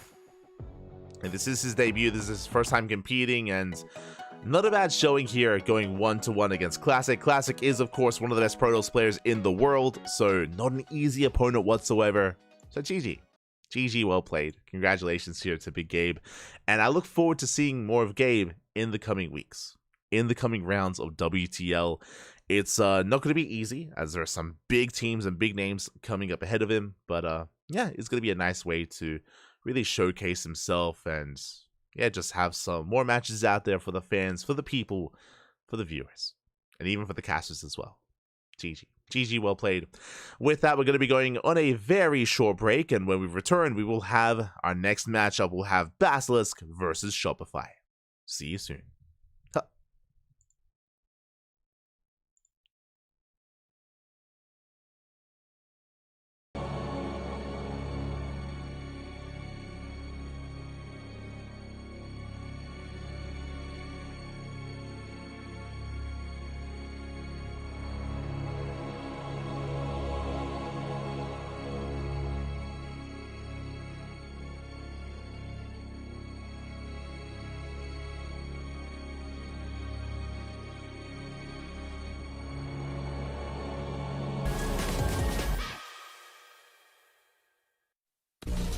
biu 是我运营的产品，我想通过它和更多不懂分寸的人一起探索世界的边界。正是这些不懂分寸的人，也许他们不被理解，任性、固执，甚至疯狂。就是我。但如果没人去打破边界，谁又能玩透世界呢？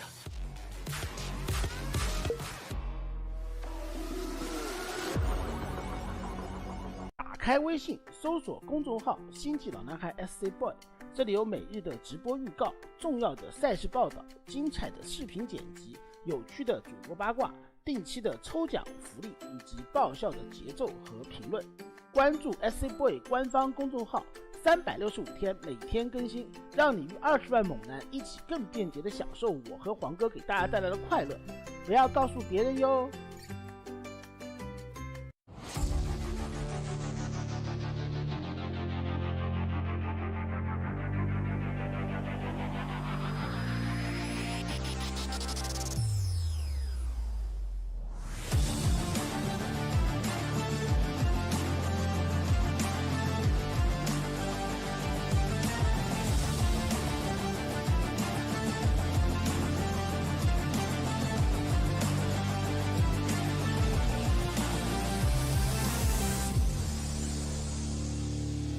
To our second series here of the night of WTL 2024 Summer Contest Round 8, day number 3. We just wrapped up with Offside Esports versus Twisted Fairy. Twisted Fairy did come out on top. We were able to feature the debut of Big Gay, but now we are here with Shopify Rebellion versus Basilisk. Let's go. We have Hearthstone versus Serral, Beyond versus Showtime, and Scarlet versus Raynor. Oh boy, some of the two bigger teams facing off here in the final day, in the final series of Round 8. Let's go. Up first, of course, we have Hearthstone versus Serral, and it's great to see Serral once again. Serral has been inconsistent when it comes to competing in WTL, but for good reason. It's because of his military service. Because of his military service, he, for the most part, has not been available. Every now and then he is going to be able to compete, but it's few and far between. We're lucky enough to see him this time this week. We do appreciate it. For those that are curious, Serral at the start of the season, he did kind of have his kind of military like schedule, and he had a couple of free weekends, and it was during those free weekends where he let his team know so that he could be fielded for WTL. So yeah, I think this is like his third time this season. I think it's third time, but oh my god, we're just jumping right in. And in the top right hand corner, we have Hearthstone for Shopify Rebellion. In the bottom left, we have Serral for Basilisk. Let's go. Our PVZ has arrived. Serral versus Hearthstone. And again, Serral, he is a little bit out of practice. A little bit. I mean, it's one of those things where technically Serral was still conducting his military service and out of practice. And he won DreamHack Dallas. That's the thing, right? Like, even an out of practice, or even a Serral that has other commitments and other things taking up his free time, he is still a beast and still the best player in the world. Oh boy. So it is difficult for anyone to face off against him. But what I will say is that this format is very different. Of course, Hearthstone has had some time, has had a couple of days to prepare for this series, has some specialized builds, I'm sure prepared specifically for Serral, and you do have the capacity to snipe your opponents, especially in Game 2. Even if Game 1 goes the way of Serral, Hearthstone, I'm sure, has a spicy build ready for Game 2 to bounce back. We have seen Serral drop plenty of maps here in WTL. I think it was in the last season of WTL where Maru actually had a higher ELO than Serral, because Maru was dropping less maps than Serral himself, which was crazy to think of. But for now, we are settling in, and it is going to be a gate expand here from Hearthstone. Standard opener from our Protoss player. Meanwhile, Serral going for a hatch gas pool. Standard opener from our red Zerg. Everything looking as it should for the time being. We're leading into Crimson Court. Crimson Court known for its very safe third base. Likewise, known for its very aggressive center base. What I'm referring to is that at the center of the map, there is a Risk-Vesting Gas Geyser that you can embrace. And with that Risk-Vesting Gas Geyser, it can lead into a big 3-base all-in where you just go for a Queen Walk across the map or a German Taxi. All-ins are not uncommon on Crimson Court because of that base. Likewise, if we can go into a longer game, Hearthstone has a much more secure third that looks pretty well defendable. Oh my god, as we are spicing things up already here. Not going for a Stargate, going for a Twilight Council instead. Okay, Hearthstone, you have my attention. It's going to be a Twilight Council opener. With this, I imagine we can work towards Blink, what? We can work towards Glaives or DTs. Could be a Dark Shrine opener or Glaive Adepts. We'll keep an eye on Hearthstone to see which one we do embrace and where we head. Meanwhile, Cyril is going for the center base. And meanwhile, we have pulled out of our gas geysers. We have a 2-gate opener. This looks like Glaives. Yeah, this does scream Glaive Adepts, as we have pulled out of gas. Overlord taking a lot of damage. There we go. Glaives are on the way. Now, what's important here is that this is a unique variation of Glaive Adepts. I don't know if you noticed, but I believe it's 3 gates. I believe it is a 3-gate setup here for Hearthstone. Oh, the Link scats everything. That is brutal. Cyril sees all and he knows all. Now, 3 gateways, 3-gate glaives. This is an economic glaive build. What does that mean? It means that we have no robo. We have no robo, which means that the money that would have been spent on a robo can be spent on a base. And there it is. There's a nexus. So this is a macro glaive adept build out of Hearthstone. Is macro glaives. This is going to be less committed, less aggressive, less adepts to work with. It's designed to harass across the map, yes, but not really do much more than that. As we work on the next step, as we work on the third. Meanwhile, Cyril responds with a Bathing Nest. Bathing Nest has been thrown down. Cyril gets eyes on the third base. He's amassing up Lings as we speak. And Cyril's goal here is to shut down the adepts with Link Bane. It's a risky maneuver here out of Cyril. Very risky to go for this kind of defense. Roaches are more secure. Link Bane is more efficient technically, like resource-wise, I guess. But as it does lead towards Hydrus in the follow-up, we'll see how this works out. Queens are moving forward. Lings are amassing. Can Hearthstone break through? No workers here at the center base. Is under fire. Hearthstone doesn't quite commit to the shade. Dancing with the queens, trying to focus one down. Alas, Cyril does pull away, does save the queen. Nice moves here from Cyril. Does maintain himself. Balings are amassing. And it looks like Cyril's going for an all-in. It looks like Cyril, he's responding with 3-gate glaives with a greedy economic build going up against, and he's going to be shutting it down with a Bane Bust. Oh boy, risky maneuver here from Cyril, but he's going to be looking down the adepts. Coming in for the surround. He will look down the adepts. The Balings, they come in, they crash on forward. Massive connections. Oh my god. And Cyril, he shuts down the adepts. Overcharges pop, but it doesn't even matter. Nice force field though. Very nicely done. Balings trying to rotate around, trying to bypass that force field. They do slip in. Shield battery does fall. And Cyril, he's broken the base. He's broken the third.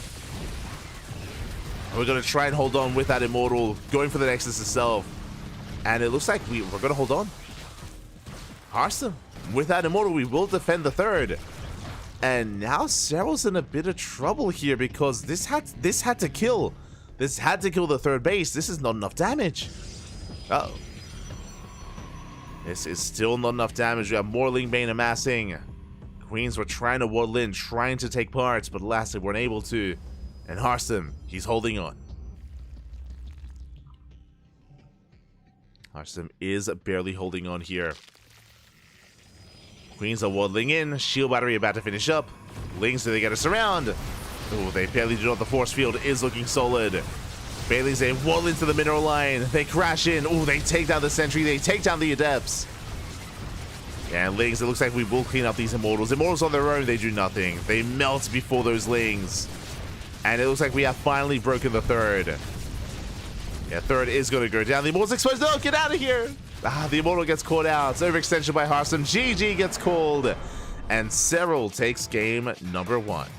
Whew. GG. I'm impressed that Hearthstone had the initial defense. I'm very impressed that Hearthstone was able to have that initial hold.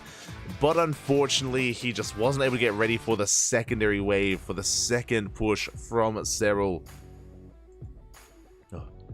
Cyril is so quick to dive on top of him. To waddle in with those Balings. We had the one force field, but the one force field was not enough. And, Hearthstone taking that loss a little bit hard, actually. Not looking too happy there. I mean, I think he knows that he had a really good start with the initial defense. So he knows that, like, it wasn't insurmountable. to survive that and to make a game out of that as well. GG.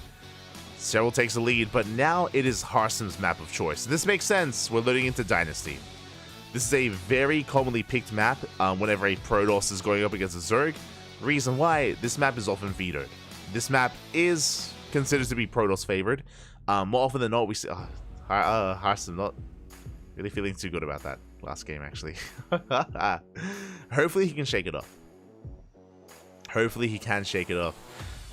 But again, this map is very often picked from Protoss players when there's no veto, just because of the gold. This is a map where the Protoss can take the gold and the Zerg cannot. Because of that, we've seen a lot of all-ins. Most Zerg players that are forced to play on Dynasty, they just go for all-ins. They just go for all-in after all. This is the go-to build in ZVP on Dynasty. What I'm referring to, as you can see on the minimap, we're taking the gold base on the other side. We've seen this a lot from players like Dark, Solar, Scarlet. This is a very exposed base, but the gold, the reason why we take this base on this side, one, it's more defendable because you're on the same side as the Adepts would be, so you can deflect the Adepts and actually protect the mineral line. It also gives you access to the Recessing Gas Geyser, and this commonly does lead into a Roach all-in. Because of the abundance of minerals and gas income that we have, it should go into an all-in. We shouldn't be headed towards like a longer macro game. So Cyril does embrace it, like everyone else, and we'll see how Harstom responds. Now, what I will say is that because this build that Cyril is going for is so common, Harstom, I'm sure, has practice against it, right? Like this isn't like gonna blindside Harstom by any means. He's, I'm sure, very well versed against this kind of opener, against this kind of build, especially with being teammates with Scarlet and Lambo. They themselves have done this build many a time, so I'm curious how Harstom approaches it. How does he approach it? As for now, he's going for the gold. He is going for his own gold base as well.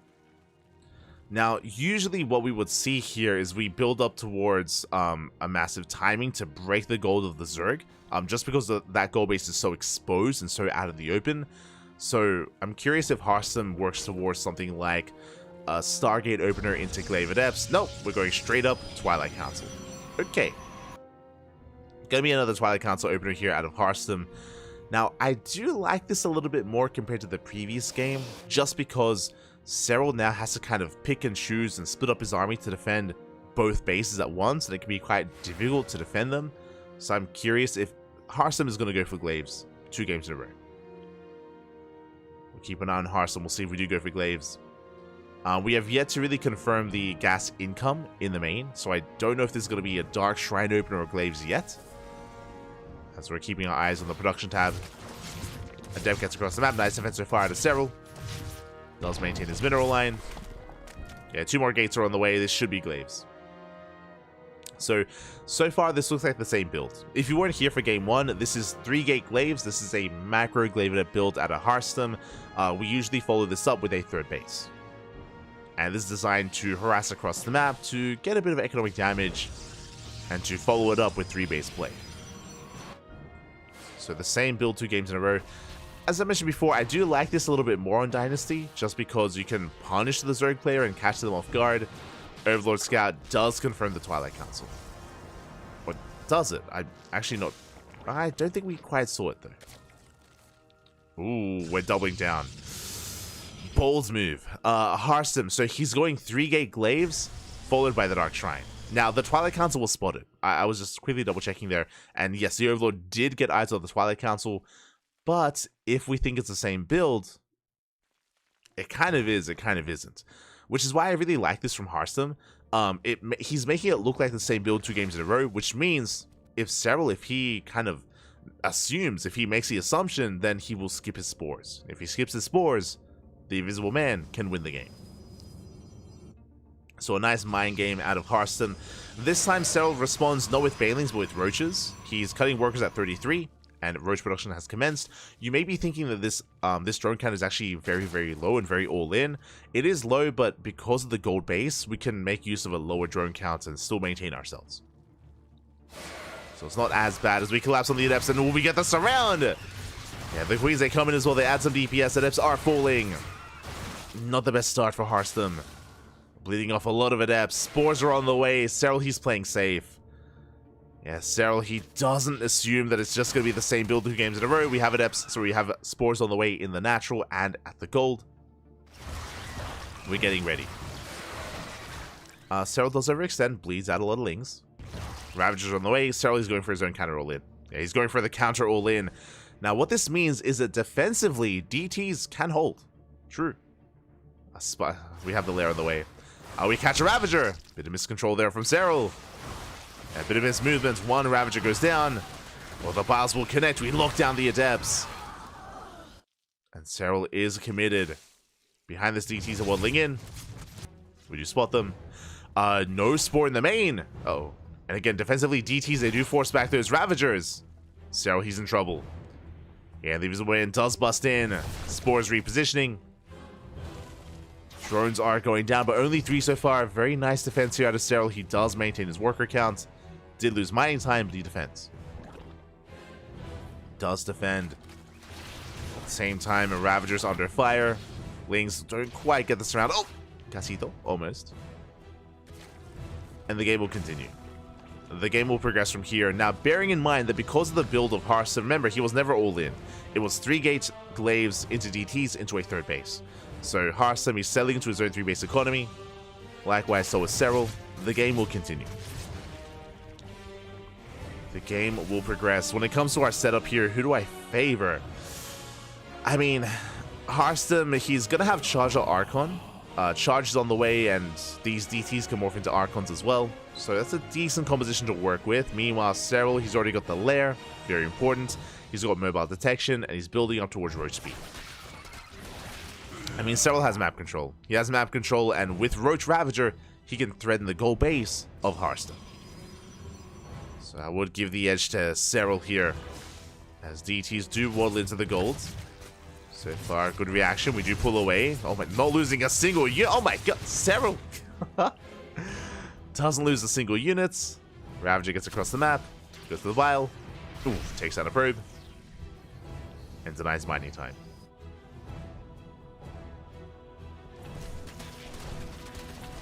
Does deny mining time.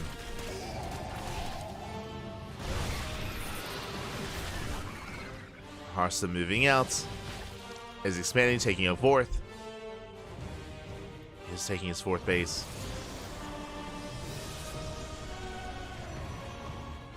And so far, so good. Hearthstone should be able to establish it. Meanwhile, Cyril back at home, he's cutting workers early on at 62. That's 3-base saturation. Uh-oh.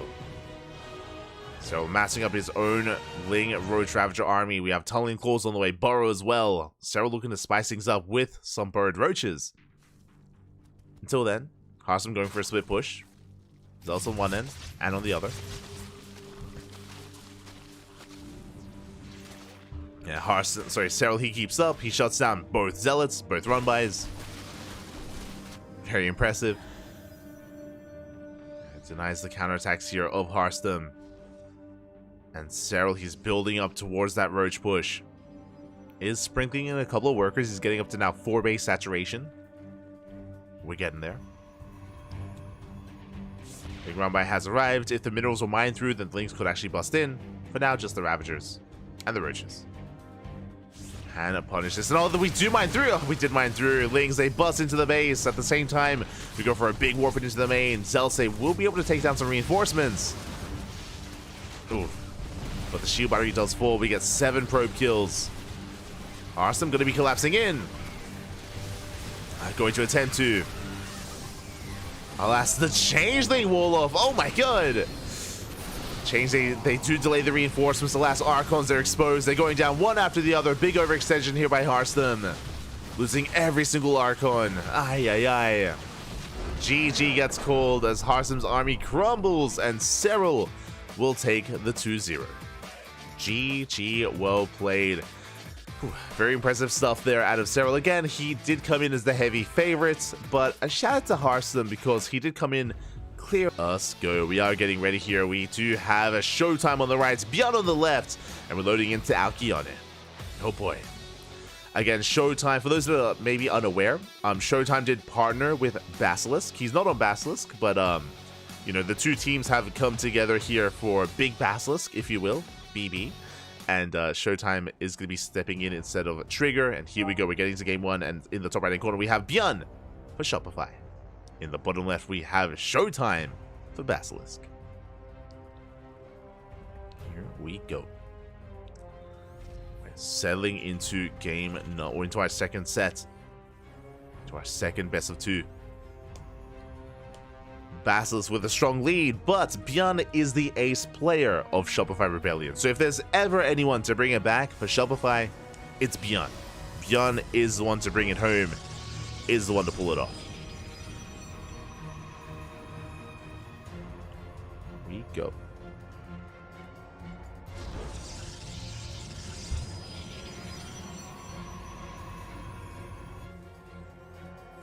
Just don't forget everyone to stay hydrated. Stay hydrated. Drink plenty of water, man. Drink plenty of water. Oh, as we are settling in. And Bjorn does have a unique kind of playstyle here in this matchup. He's very active, very drop heavy, very bio heavy as well. Always a treat to watch. And we'll see if this more aggressive style out of Bjorn is able to break the defenses of Showtime. As Showtime is known for a more slower macro play instead. These two styles will collide.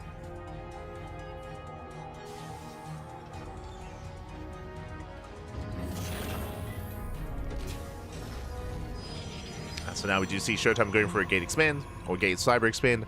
Standard open out to Showtime. Meanwhile, Bjorn going for a going for an economic opener, going for a Rax into CC. Single gas opener out of Bjorn. I'm a little bit, what's the word I'm looking for? It's refreshing. It's refreshing to see an opener like this. We can see it's slightly off center, but we can always lift and land. But it is refreshing just because we've been casting so many TVPs as of late, and a lot of them have been double gas openers, so I'm happy to see something more economic and more macro-oriented. I appreciate it. Do appreciate it. So we are going to be settling in.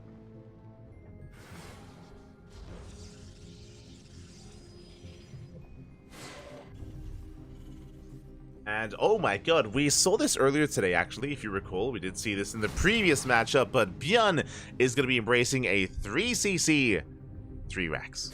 We saw this actually out of Hero Marine, if you remember. Hero Marine in the previous series with Offside Esports versus Twisted Fairy. Hero Marine versus Classic on Post Youth. So this is a, I don't know if I want to say common, but not an uncommon build, I should say. Has been quite trendy over the past couple of months. We do sprinkle it in. It is a very greedy economic opener. 3cc 3 racks, a way to really boost yourself into the mid game. Quite hard, actually. So it does mean that early on, Showtime is pretty safe and sound. There's no early game aggression. There's no like Widowmine drop. There's no Reaper Hellion harass. There's no Raven harass either. Showtime is safe and sound to just macro up and get into his own expansion. Meanwhile, Bjorn is building up towards the mid game. You know, we're building up our bio army, working towards Stim. We'll take a third base, and then we can be active on the map. So really what I'm getting at is buckle in. Yeah, strap yourselves in. And we're going to be getting ready for a longer series. For a longer back and forth. It makes sense because we're on Alkioniville maps, you know, a very macro-oriented map in the map pool. Third base now being taken for Showtime, so it was 2-gate blink into a third. Very economic build here by Showtime, getting to his third. Likewise, greedy build out of Bjorn. So no signs of aggression. No signs of aggression from anyone involved. We're embracing at least the mid game. Maybe even the late game. Could get there. Could get there. As the Reaper is going to be getting across the map, dipping in. Does dip in. Just getting some scanning information for now. Does confirm the third base. Does confirm the Twilight Council. And just getting a read, a feel for the game state. As we're building up towards Stim, combat shields +1, all the upgrades are on the way.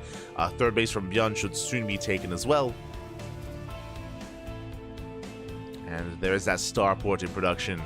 With that starport, we should be going for an add-on swap for reactor and medevac production to get into drop play. And over the next minute or so, Beyond with those medevacs can now be active on the map and start to threaten Showtime. Can start to threaten. Meanwhile, Showtime dips in with the Observer, does confirm the Bio Army. Immediately we have the Bay on the way, Colossal production on the horizon. Observer confirms all the Raxes, but it is going to be spotted and is going to be sniped. Keen eyes there out of Beyond. Does spot the Observer.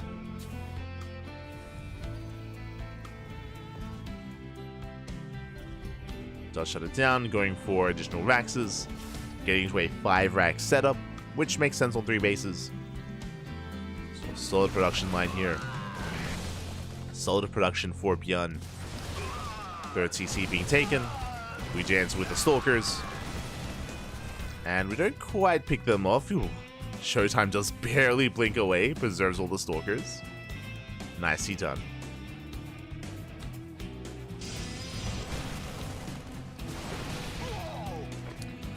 Whacked by Showtime into the army. Ooh, bleeds off 2 Stalkers though. Yeah, big pickoffs. Beyond punishing Showtime. Yeah, the blink control a little bit lacking there in the center of the map. It does escape with most of his army. Gateway explosion behind this. Building up towards Colossus, towards... still, I don't believe we have embraced charge yet. I think we have. But Colossus production underway. And even though Beyond is being active, we should be able to hold on to our bases. Like, Showtime should be feeling pretty safe and secure. Yeah. Zones away the medevacs. Observer gets eyes on the Marauders. We are in position. Looking good. Looking good. And there we go. Yeah, now charges on the way for Showtime to be able to reinforce and help support his army. Beyond just fighting for map control. He's taking his 3rd base. And I would say at the moment, Beyond is ahead economically. Usually the Protoss player wants to be up a base, and Showtime does have a 4th, but the 4th is not saturated yet. The 4th is still on the way. So Showtime is, as a result, going to fall a little bit behind here in the overall army supply. As Beyond is taking advantage of his economy. And he does threaten the 4th. Showtime in position. Does rotate over. At the same time, Beyond threatening the natural. Going for a split push. Dives in. Does go for the dive. Doesn't quite commit. Force fields are thrown down. Showtime, he's holding. Nice defense. Holds the right and left hand side. Showtime is holding his own. Beyond backing off. That is a 4th CC on the way for Beyond. Taking another base. Working towards 2-2. Still being active. Rotates around. He is looking to collapse on top of the 4th. But we have cannons. We have shield batteries. We have an overcharge. But Showtime doesn't have his entire army. Here we go for the dive. But we focus on the first Colossus. We do get a snipe. Yeah, 1 Colossus goes down. But another rises to take its place. Showtime does hold. That was a good pick-off. Down sniping a Colossus. Showtime saturating his 4th, as Beyond is getting his own. Rotating around. Showtime working towards Disruptors. Beyond once again wants to dive in. So it's the army away. But we can see that we have it extended. This time Showtime was ready for this. He was in position. Forces Beyond back. Whew. Okay. Showtime holds. Did cost him a Colossus, but does hold on. Dark Shrine is on the way. 2nd row before double Disruptor production. We are building up. We're getting in. We're embracing the mid-game here at this point. And soon Showtime will be able to break out and fight for map control himself.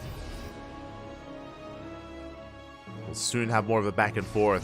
Showtime taking a 5th, going for the gold of all bases. Bold move out of Showtime. Bold move.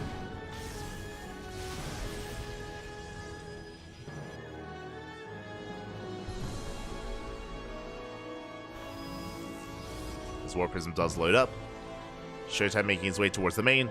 Ooh, Vikings, they barely do miss the Prism. Oh my god! Beyond barely does miss the Prism. And Beyond will not be ready in the main. So there's a lot of potential here. Showtime, he spots the main army with the Observer, goes straight for the mineral line, straight for the main base. And DT's zealous are wreaking havoc. There are reinforcements. The production is helping to defend. But we drop into the natural as well. We force another scan. And we get 7 ACVs. And you can see the minimap. We force the entire army back home. And Bjorny turns everything around. And this gives Showtime so much time to max out. Showtime is maxed. He has disruptors. Has plenty of Novas available. And can Bjorn break this? The armies are about to clash. He's pushing in. Nova goes off. Oh my god. Disruptor is going to be sniped. Close move there out of Bjorn. It does kite away. Vikings in your hand. They bring down one of the Colossus. And Bjorn is kiting well against these Zealots. EMP going to be going off. Nova will connect. It shuts down the Marauders. Bio army has to pick up. Bjorn does evacuate. But they're getting brought down. The Disruptors brought down a Colossus. Bjorn does maintain his supply lead. And he doesn't stop. Keeps on pushing. Does keep on pushing. Shuts down the prison. Cleans up the DTs. There's still 4 Disruptors we're pushing into. Bjorn has to respect it. He backs off. Bjorn does back off. Fusion Core on the way. Liberator production has begun. For a long time, Bjorn would often actually avoid Liberators in TVP. So I appreciate that he's making use of them here.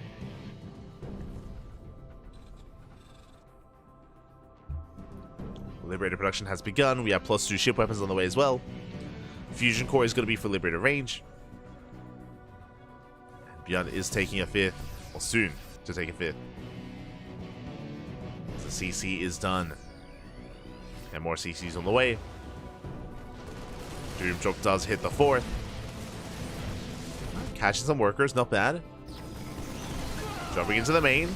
Zealots can be cleaned up. Nice EMP on the Zealots. Yeah, it looks like we are getting a bit out of control. At the same time, Bjorn's main army is going towards the gold. And can Showtime defend? Novas go off. They throw back Bjorn. But the drop in the main base is getting a bit out of hand. The choke point is brutal. But the Zealots will eventually break through. Bjorn has to pick up.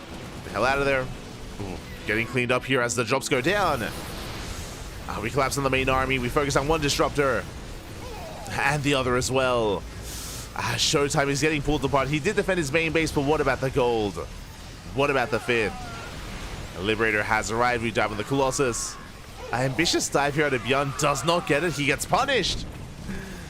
Yeah, the punish is real. 16 SVs go down and Zealots wreak havoc across the map. Very nicely done. Showtime gets a mineral line, loses his own. Both players coming up at it and bruised. But Showtime does break out. He's pushing towards the fresh bases of Bjorn. And that is not a planet. Oh, no, okay. It is a planetary. We're good. For a moment there, I thought it was an orbital. But it is a planetary. Bjorn holds. Does affect the army. Showtime has to back off. Do have a fusion core. Getting into our medevac upgrade. I'll be honest, I can't remember what it's called. Like the new medevac upgrade. Not afterburners, as we got rid of that, unfortunately.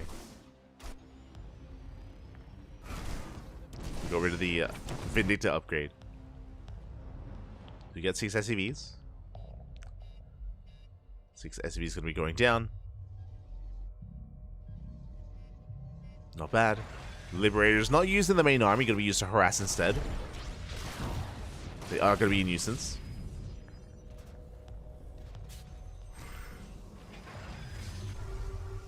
Catching more workers. Keeping Showtime busy. Both players, they back off. Both players, they take this moment to rest, to take a moment to breathe and max out. Now, what I'm concerned by here, in this moment, Showtime should be taking up towards Skytoss. Like, this is a really good moment for that, but here we go. The main armies do clash. Novas go off. Good connections. Good connections here from Showtime. Another Nova will zone away the army. But because Bjorn is embracing Mass Lib, he's making 4 Liberators at a time. Skytoss needs to be the answer, and there it is. Now we get the first Stargate on the way. Massive Zealot counterattack does hit the planetary. Planetary does barely go down. Solid pick off. Showtime brings down a base. Again, I would have liked to have seen that Stargate earlier, but it's on the way. Showtime is thinking of Skytoss. We're getting there. Are getting there. Stargate is now done. This can lead towards a fleet beacon and additional Stargates. Ooh. One Liberator gets sniped. As Showtime moves out, he's out of position. Forced to recall. And Showtime does turn back around. Going to try and collapse on the main army. Gonna sit back up. Does pull away. Cheeky moves out of Showtime. Going for the Hail Mary Novas. Don't quite connect. Both armies are still maxed out. Liberators, they have arrived. We have freedom. The freedom is here. Nova's going off. Not a bad connection. Raising the army. Nothing too major yet. Otherwise, we'd even force a bit of friendly fire. But beyond, he's zoned Showtime away. He's going for the gold. As Showtime out of position. And Liberator's just cutting a Showtime off. Big shot's going to be going off on the main army with those freedom zones. Zealots collapsing in. It looks like those Showtime should be able to break free. Cleans up the lids, but here towards the south, we catch all the probes. The mineral line. And 10 probes go down.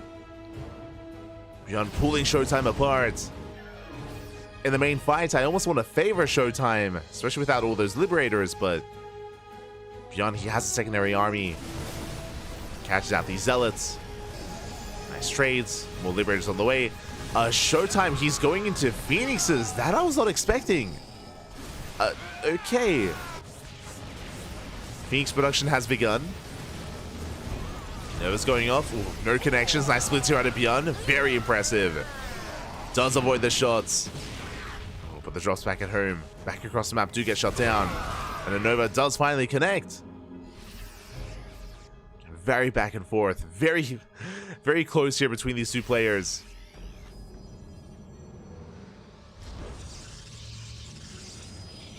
Beyond, sure, he gets damage done, but he's also trading out a lot of his army every time. Whether it's Liberators, whether it's, of course, the Bio Army. There is no planetary. The orbital is exposed. SCVs are going to be going down. A lot of SCVs. We just made it over. Yeah, we just transferred 22 SCVs going down at the same time the goal base is shut down. Trading a base for a base. And we're going to keep pushing. Yeah, we're going to keep on going. Committed to the base trade. Showtime turns around. Uh-oh. Showtime does turn back around. Racing back home.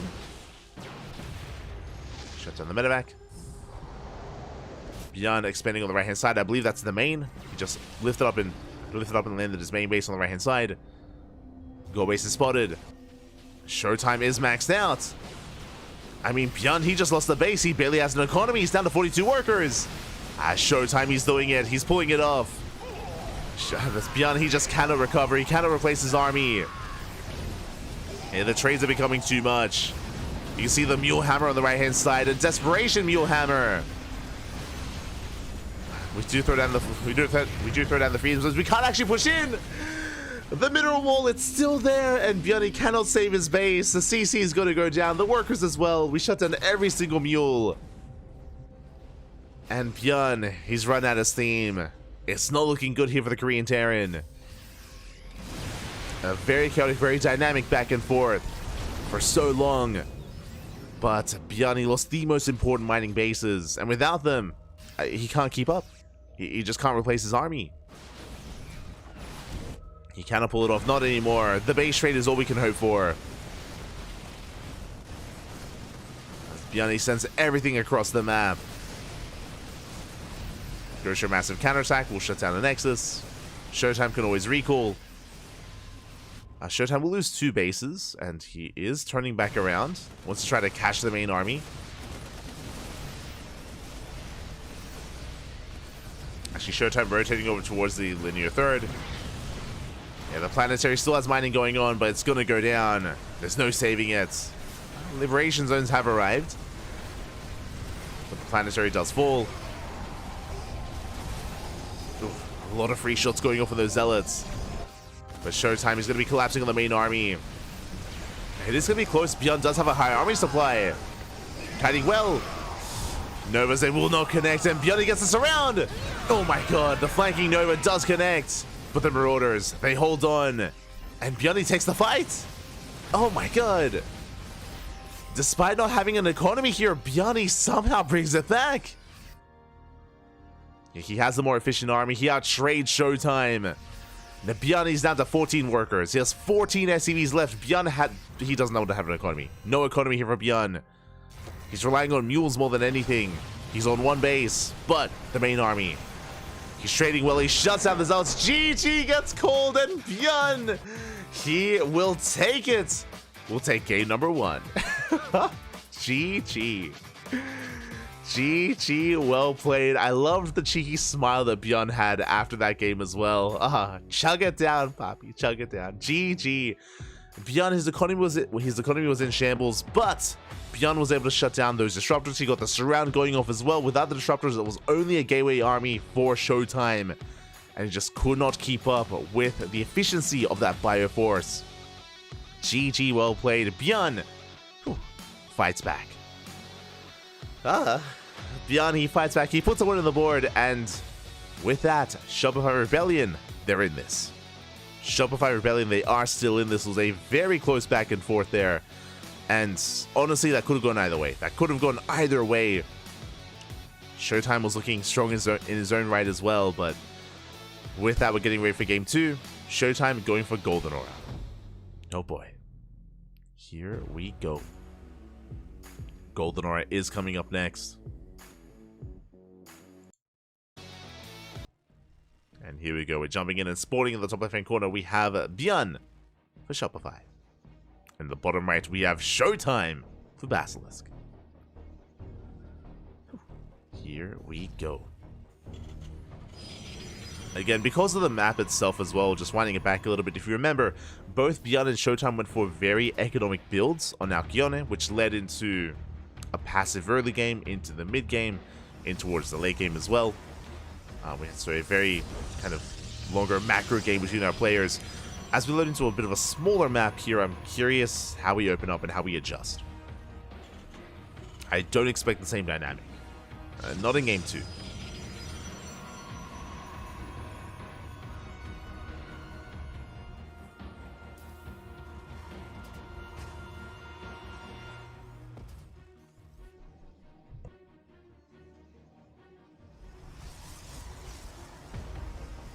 Not in game number 2. So now, we're going for standard openers. It looks like Beyond is going for a rack expand. Only a single gas opener from our Terran players, so Beyond opening up economically. Likewise, Showtime doing the same, going for a straight up gate expand as well into a delayed Cybercore. Okay, so economic builds all around. Both Beyond and Showtime. And we'll see if Beyond does go for a 1-1-1 variation, if he goes for 3 racks. I'm curious if Beyond does decide to be a little bit more aggressive this time instead. As a reminder, last game, Beyond went for a 3cc 3 racks. Very greedy build in that last game. And do you see what I see? I see a 2nd racks. Okay. Beyond, you have my attention. 2nd racks in production. This looks like the beginnings of a 3 racks. Beyond looking to embrace a much more aggressive follow-up. Yep, there it is. So you can see on the production tab, that is a 3rd racks on the way. So Beyond going for a racks expand into a 3 racks. This is going to be a very, very potent, very strong stim timing. So Beyond looking to embrace that stim timing with a heavy bio army. And we'll see if Showtime can scout this, and we'll see if he can respond. For now, Showtime opening up with a Twilight Council. If Showtime opens up Twilight Council 2-gate blink into a 3rd base, I'm going to be a little bit concerned for Showtime. It is going to be more ideal for Beyond to actually break through and snowball out of control. So, my eyes are definitely on Showtime to see how greedy or how safe he's going to open up. I'm hoping we see an extra gateway for Showtime, but we'll see. For now, Blink is on the way. And the question becomes, how many gateways will Showtime work with? Reaper dips in, poking away at the natural base. Likewise, end up shading out. And we will get an SCV. It's okay. That's a one-to-one trade. Less than ideal here for Showtime. Going for, so far, a single gateway into a Robo. Second gate's on the way. And I'm hoping we throw down an extra third gateway, but it looks like we may just be leaning towards a third base instead. A more economic build for Showtime. Oh boy. So my eyes are definitely going to be on Bjorn here. Showtime is building up. Yep, there he goes. It's going to be 2-gate Blink into a third. Bjorn does confirm the third base timing. He's going to be feeling pretty good about himself here. So this tells me that Showtime is going to be having that much less to defend. He's only going to have 2 gateways to warp in to reinforce. And Showtime may skip the early Immortal as well. And if we cut those corners, Bjorn, this move out, it's going to hit so hard and may snowball out of control. We'll see. We shall see as Bjorn, he's moving everything out across the map. Stim finishing up in a couple of seconds. And I don't think Showtime can save the third. I mean, we'll see if Bjorn goes for the third or if he goes into the natural. Like, how aggressive and how committed does Bjorn want to be here? The Observer does spot the army. Showtime is aware. Nicely done. We just stim in. We stim on forward, and we do have sentries. We force field the ramp. We force field the natural, and we can just go for the base. Yeah, we can just go for the third. Trading with the army. Safety Immortal does pop out. Whew. Thank God. We have the Safety Immortal. And with that, Showtime will hold on. We have a second stim. Bjorn, he wants the Immortal, and he's going to get it. Yeah, barely. It barely does go down. We get the Immortal. We get the Sentry. Solid pick off here for Bjorn. And he's still rallying across the map. And he may just turn around and go for the army. Yeah, another stim. A third stim here for Bjorn. Cashing the Stalkers, getting on top of the Sentries. We get one. We get a Stalker as well. And Showtime, he's in trouble. He's barely holding on. We focus on the final Sentry. Nice blinks out of Showtime. He will defend. Showtime will... Oh my God. Expensive losses, though. Showtime will defend. He will hold on. But it cost him so much. It cost him every single Sentry. Cost him the Immortal. Cost him Stalkers. And Bjorn is expanding. Bjorn is expanding back at home. Now, at least Showtime survived, right? Like, at least he didn't die. And he preserved most of his probes. His mineral line was untouched, for the most part. So we have a game. We do have a game here. I do want to give the edge to Bjorn, just because of his hyper-aggression. Like, he has momentum right now. Like, this is the army. We have one Stalker, one Sentry, and one Immortal. This is it. Like, this is what we have. If Bjorn pushes out right here, right now, he might just break Showtime. Showtime, he's got 7 gates on the way. He has a Colossus that's halfway done. When the Colossus pops out, we defend. But until that time, Showtime is very vulnerable. And Bjorn, he's rocking up with wave number 2. The Colossus needs a couple of seconds. I think we defend. Yeah. I think Bjorn, takes too long.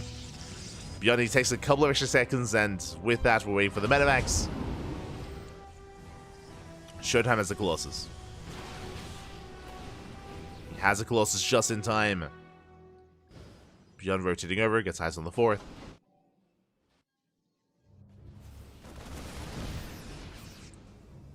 Showtime is holding.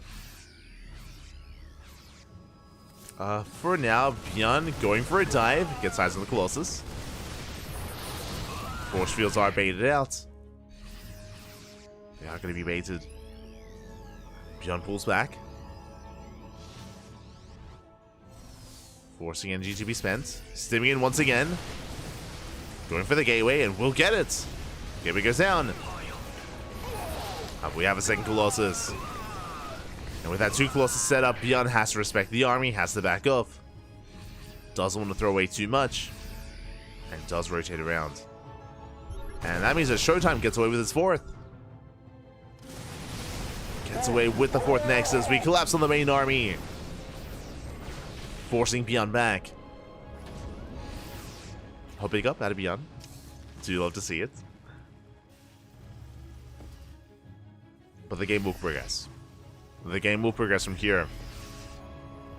And Showtime with a nicely timed 4th. Much faster than the 4th base in the previous game, at least comparable to the economy of Beyond. 4th base getting up and running. Colossus are amassing. We have +2 on the way. Likewise, Beyond building up towards Ghost Academy, or towards Ghost production as well. We've made it to the mid game. We've made it, Pat. We've made it. Let's go. Have made it all the way. Showtime going for a 2nd Robo. This should be for Disruptor production, for those Purification Novas. And likewise, we see Beyond just for now staying and relying on the single starport for Vikings. And once we get into our 4th, we can afford a 2nd starport and double down a little bit harder. Even more towards Liberators. Work towards those libs.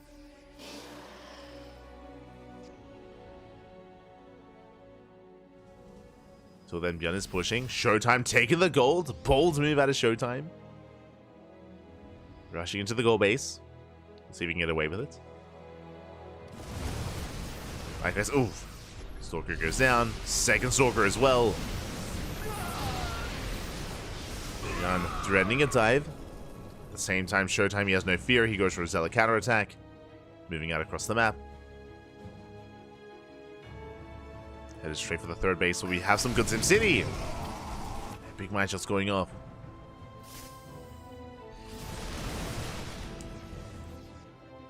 Beyond will clean up the Zealots. He's forced back home. And because he's forced back home, we get away with the gold. Beyond has no idea. I believe he has no idea of the gold base that Showtime has taken. So he's getting away with murder here. And both Robos, they get up and running. Disruptors underway. Showtime looking good.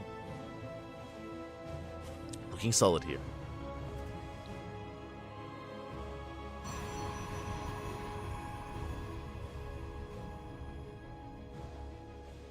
And with that gold base, Showtime is going to be able to afford to trade.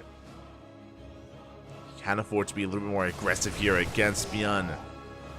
As the gold base is fully saturated. Ooh, the Prism gets shut down. Nice pick up there from the Vikings. A very nice pick up. As there we go, there's with the arrival of the 4th base, we have a 2nd starport. Fusion cores on the way. We're getting ready for Liberators. Are getting ready for that. Diving in. There he goes off. Oof. Bit of friendly fire. No big connections. Much better here from Showtime. Meanwhile, the Vikings, they go ham. They shut down the Colossus. And what about the ground army? Disruptors are on cooldown. They need a little bit more time. Vikings going to be landing. Nova's going off. Zoning the army back. Mainly connecting with Vikings, but ooh. No big connections. As Beyond, he's out trading the Protoss army. Breaking on through. The Novas, they've been okay, they've been decent. But not enough to stop the main army, to stop the tide of Terran. Beyond rotating around. He's still not confirmed the gold. And still has yet to scout it. Yeah, he hasn't seen it yet and he won't. Showtime does collapse in. Catching a lot of ghosts. Oh my god, that's 3 ghosts going down. At the same time, Showtime going for a Zealot counterattack, trying to distract Beyond. Beyond does hold on. And Beyond with the scan, he confirms the gold. Is now aware. How do we approach this? Showtime bled out a lot of his army, a lot of his gateway units. And replace them, just needs a little bit more time for extra warp-ins. Now pushing forward. Sets up his libs, catches a disruptor, gets 1, gets 2. And Showtime caught out of position. And caught exposed, 3 disruptors go down, there's 3 left. 3 disruptors remaining, and one of them almost goes down. We're down to 2. 2 Novas, that's all we have left. And Beyond, it looks like he's breaking through. Snowballing out of control. There's just not enough of a backbone here. Not anymore for Showtime. Just unable to keep up with these trades. And the Liberators, they just zone away the main army. Stalkers do blink in. Focus down the libs. Not bad. Showtime's holding. He's holding on. Zoning Showtime away. We can threaten the gold, but we have to respond to the main army. Beyond is keeping up. Nova once again zoning him back, but Beyond, he's already maxed out, and we catch the disruptor. Oh, barely not. Unfortunately here, Showtime, he's just bled out so many disruptors, he's stuck replacing them. Not able to build up a solid count. Also the Colossus earlier as well. Vikings are a bit dead supply. Too tied back. And thankfully, because Showtime shut down all the Liberators, he is going to be able to hold on. He holds on. Does survive. Holds on to the goal base as well, because he Showtime expanding on the right-hand side. And Beyond was unable to deny any of these expansions. Sure, even though Beyond was trading very nicely against the main army, because he didn't touch the economy, Showtime can afford it. He can afford to lose disruptors and gateway units the way he has been. Did I speak too soon though, because we drop into the main? At the same time, Showtime is out of position, he's distracted, and we go for the gold. A very nice setup here by Beyond. Shuts down the gold base, that's going to be a kill on the Nexus. Showtime trying to trap the army. Trying to collapse in.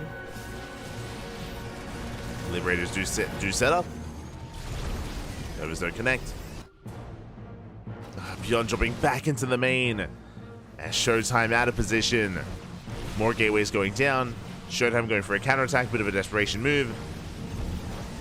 Oof. Novas will connect. Planetary goes down. But Beyond, he wants the disruptors. Doesn't quite get it. They do recall just in time. Slick moves there out of Showtime. Does evacuate. Does get away. At the cost of a base. We've been here before. Beyond's down to 4 CCs. Does have a good worker count, but Beyond is oversaturated. Does need another base. Does need a base as Showtime, he collapses on the main army. Gets a medevac. Ooh, gets 2. Massive pickoffs, and Showtime is going to keep pushing. Yeah, momentum is on the side of the Protoss. We were here even in the last game, where Beyond barely has an economy and can barely replace his army. And the third base is going to go down.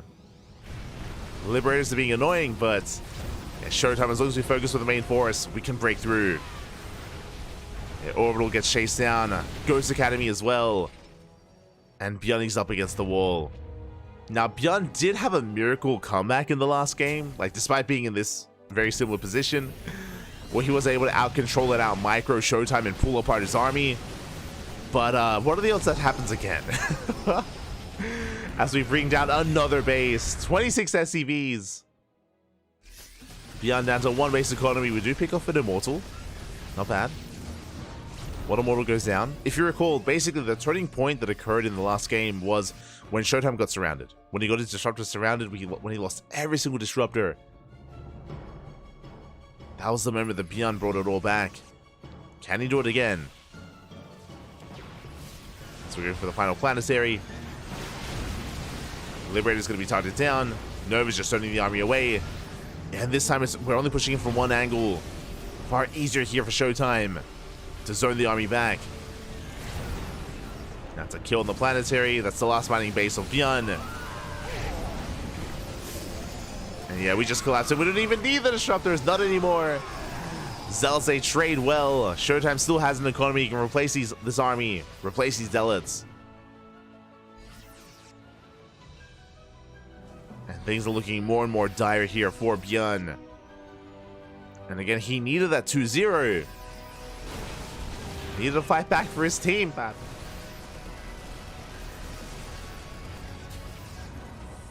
Showtime rotating over. Beyond stepping forward, but there are plenty of Novas here. Beyond just cannot engage. We get the surround. Showtime coming in from behind, collapsing on the main army. And Beyond can only do so much. Does focus down a lot of those disruptors, but the Novas, they connect.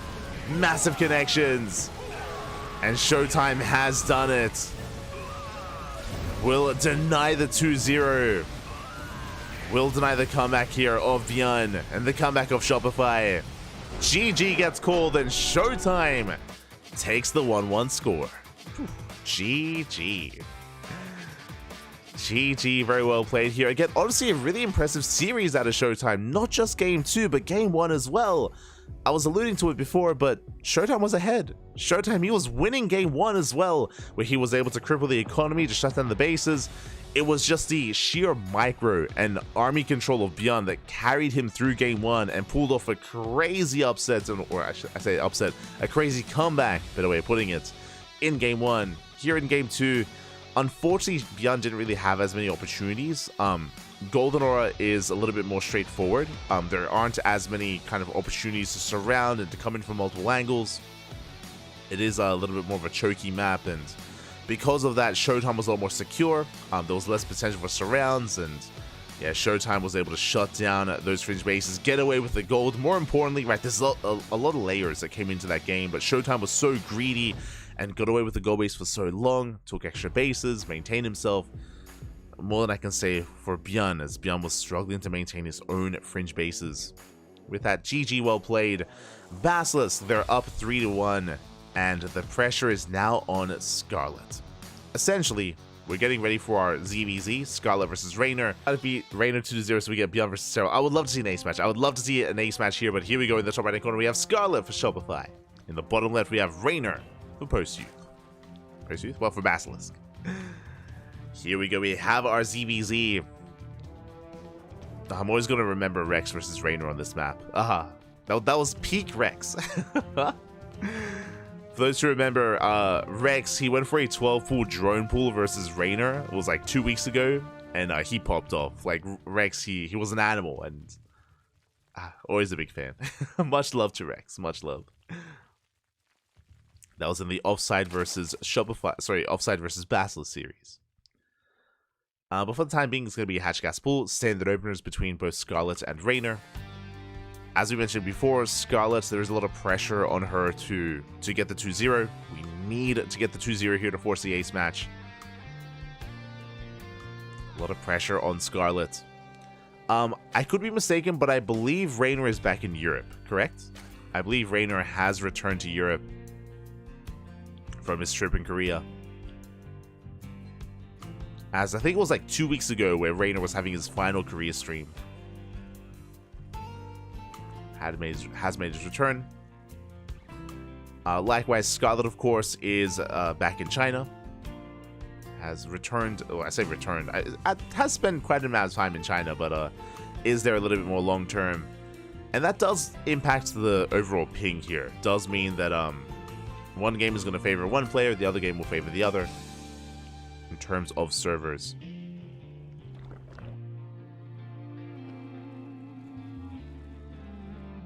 Raynor's in Croatia, according to Roddy. Oh my, what's he doing in Croatia? What the hell? Okay. I mean, there you go. Technically Europe, I guess, technically. But is no longer in Korea. Oh, as Scarlet is rushing into an Evo Chamber. Okay. Evo Chamber +1 melee. Scarlet setting up for a Ling Flood. Very bold move here from Scarlet. Fast Evo Chamber into +1 melee. Now, the way this works, I don't know if you noticed, Ling Speed has yet to be researched. The way this is lined up, if you're doing this yourself, with your first gases, you get into the Evo Chamber, you rush into +1 melee. Then with your second 100 gas, then you invest into Ling Speed, and it's lined up. Ling Speed is faster than +1 melee, so it does line up in the end. Melee has to begin first for that time. As Scarlet needs one more rotation, and there we go, Ling Speed is now on the way. So this is going to be a brutal timing here that Scarlet is working towards for that Ling Flood. Meanwhile, Raynor back at home goes for a safety Bailey Nest. So Raynor playing that safe, going for the Bailey Nest. does confirm the 2-base play from Scarlet as Raynor's taking the gold. And Raynor would be tempted to threaten a Roachworn instead, but is coming in for a secondary scout. So a very safe play out of Raynor. I mean, he's taking the gold, which is crazy. It's very bold, very aggressive. But he's playing it safe by not skipping the Baneling Nest. And the Overlord does come in from behind, and Raynor, he sees the Evo Chamber. This could be one of two things. This could just be +1 melee into a Link Flood, or it could be +1 Carapace for a Ling Roach all-in. Of course, we can see there's no Roachworn. Raynor throwing down his own Roachworn himself. Did he cancel the Baneling Nest? Oh. Is he misreading this? I am concerned here. Raynor, he might believe that's +1 Carapace.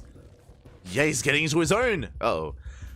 Raynor, I think he canceled the Baneling Nest, which means he has no Banelings to defend. The Link Flood is coming. Scarlet, she's massing Lings as we speak. Raynor with the misread. Lings soon to be... Okay, never mind. It finished. we're okay. For a moment, I thought we canceled the Baneling Nest. We have 3 Banelings. We have 3 Banelings on the way. We're okay. We're okay, Pappy. We are going to be okay. I mean, as long as they connect. Depending on where they are. Again, I have no control over the camera. I can't pick and choose what we see. But 3 Banelings are morphing in. They are at the gold. Yeah, Scarlet dives forward, but alas, no way into the gold base. Raynor does defend, and Raynor is getting away with a superior economy.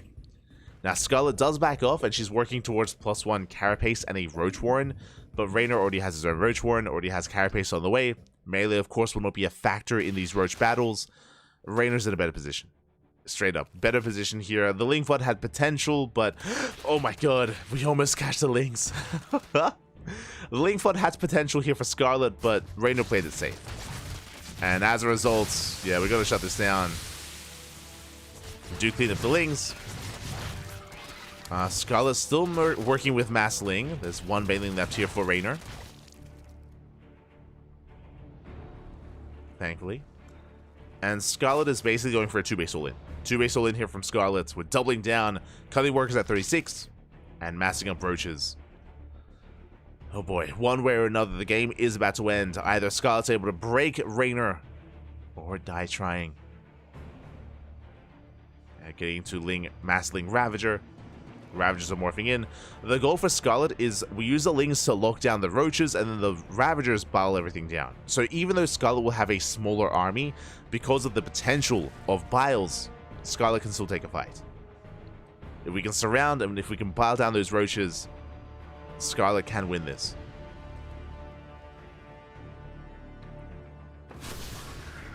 Ravagers are revealed.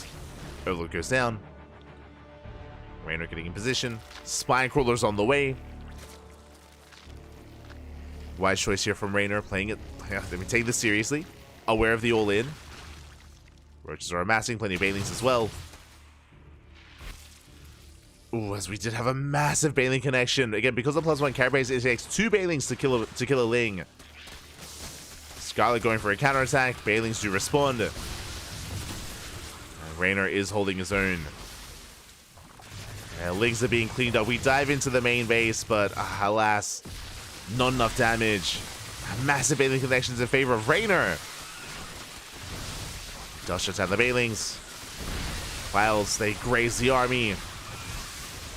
But Scarlet, she's running out of steam. And running out of Roaches, running out of Ravagers. And Raynor is going to shut this down. There was potential. Definitely with this aggressive style out of Scarlet, whether it was with the Ling Flood or whether it was with the follow-up Roach all-in as well, the Ravager all-in.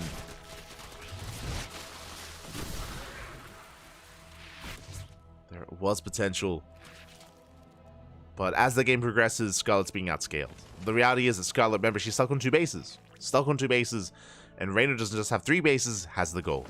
The longer this goes on, the worse it becomes for Scarlet. Raynor is now eclipsing Scarlet in supply. Decent Biles, not bad. Biles do connect. Ooh. Taking down an Overlord. Efficient trades here by Scarlet. These are efficient trades, but remember, Scarlet is still on 36 workers.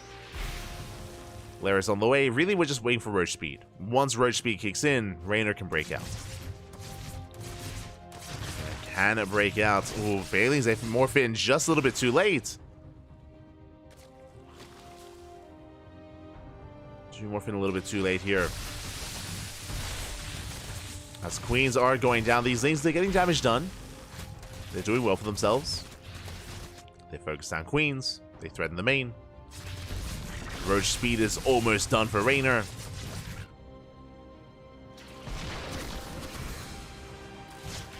And we're just waiting for that moment, waiting for that timing.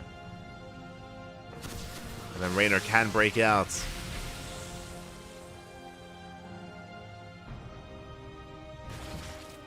Scarlet doubling down on Massling Ravager. Has a comparable army.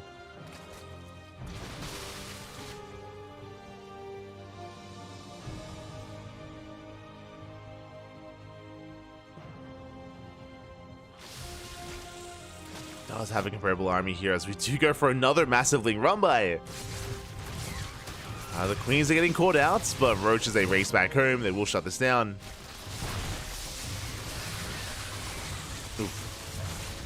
Yeah, and GG gets called. We don't even get a final fight as the writing was on the wall, and Raynor will take game number 1, and that will be the series for Basilisk.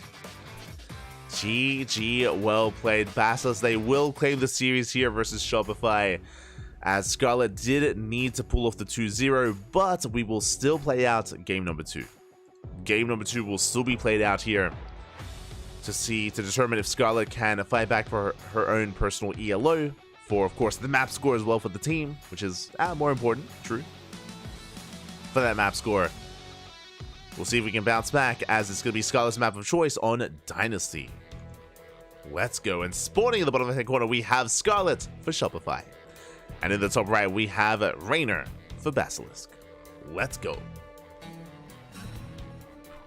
Let us go. We are going to be settling in. Dynasty is going to be an interesting one. I'll be honest, I haven't seen too many ZVZs on Dynasty. We've seen a lot of the other matchups, but ZVZ is not one of them. Are we going for the gold? Okay. I mean, in ZVZ, I guess this makes sense. I guess it does make sense here. Yeah, both players are going for the gold base, just because it takes a while to get into Roach play, so the gold is something we can take advantage of, as we are only working with Ling Bane early on. But I'm curious where we go from here. I can't remember the last ZVZ I casted on Dynasty. It's been a while. Been a hot minute. So yeah, gold bases do make sense. Gases are on the way. And with the influx of minerals from the gold base, this can lead into a more heavy Ling Bane style. We could play 2 base as well, just like 2 base Roach. I'm curious. We'll see how both players play this out. How both Scarlet and Raynor do approach this.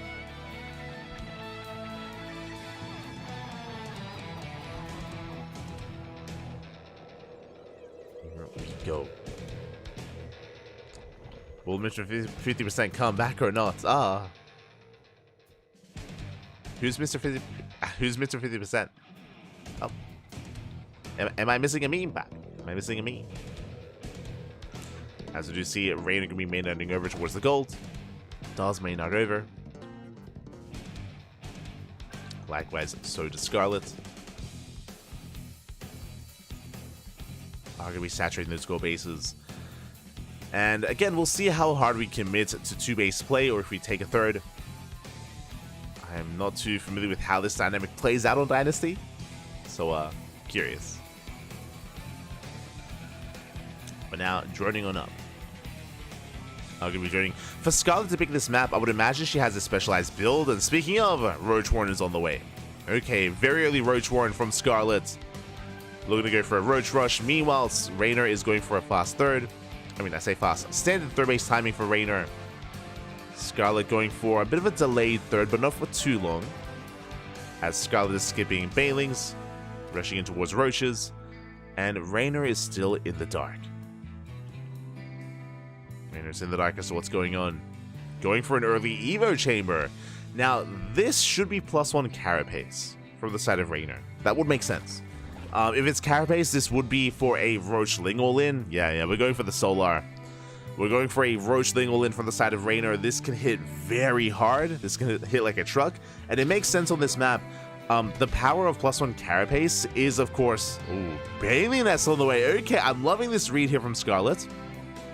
What I was about to say is that the power of Carapace and the power of this map is Carapace does mainly impact your Lings, does allow them to be more of a buffer, of course, to support your Roaches when we go for the all-in. And we're going to have so many Lings to work with because of the gold base. Meanwhile, Link slips in, we just got the tech. Yeah, Raynor, he sees all. He does spot the Roach Warren, does spot the Bailey Nest as well. Scarlet going for her own push.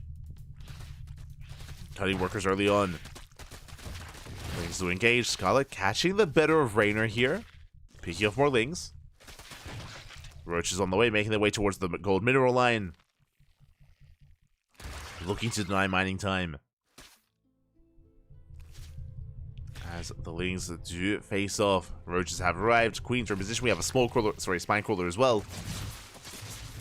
And can we hold on as Scarlet does focus down the drones? Gets one. Just the one for now. Ooh, massive bathing connection. Bathing does go off, takes down a lot of Raynor's Lings. And we have more Bailings on the way. Yeah, Raynor being zoned away. +1 Carapace still not done. Roaches are amassing. A very tense moment here for both players. The Roaches are kept safe. Scarlet dragging the army back home. Raynor has to be so careful of these Banelings. Does have to be careful here. As Scarlet rotates around, Baneling is going to be baited out. They had not the best Baneling connections from Scarlet, but the Lings, they come in for the surround. They catch the Roaches. They collapse in. Lings are racing back home, but we have the one Baneling. It does go down, and Raynor, with these reinforcements, is going to be able to hold on. Yeah, cleans up the Roaches. Cleans up the Lings. Raynor holds. And saying that, does bleed out 5 drones, though. 5 workers go down at the goal base. Scarlet reinforcing. Saves a Ravager. Scarlet does have the slight economic lead. Does have that one Ravager as well. Once again, going for the pile. Oh! Not quite connecting. Has control of that location behind the mineral line.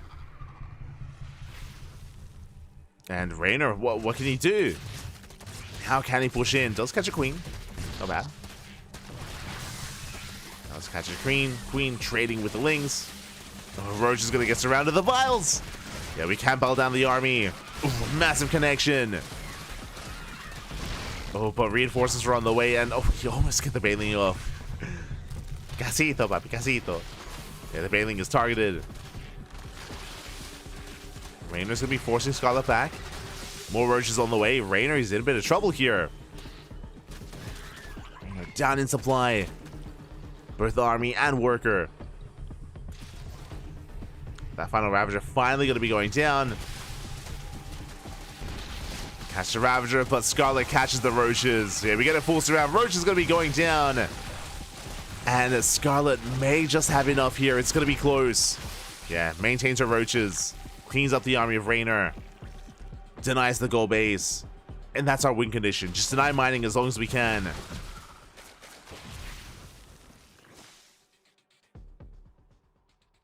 And Raynor just can't keep up. In a mirror matchup, what can we do? We go for a counterattack. Not bad. Busting into the main. With reinforcements, we will clean up these Lings though. We catch a Queen, but not much else. And Scarlet, she's going for the kill. Roaches have amassed. Forcing the split. Yeah, Lings, they get some good surface area on the Roaches of Raynor. And Scarlet looks like she is barely breaking through.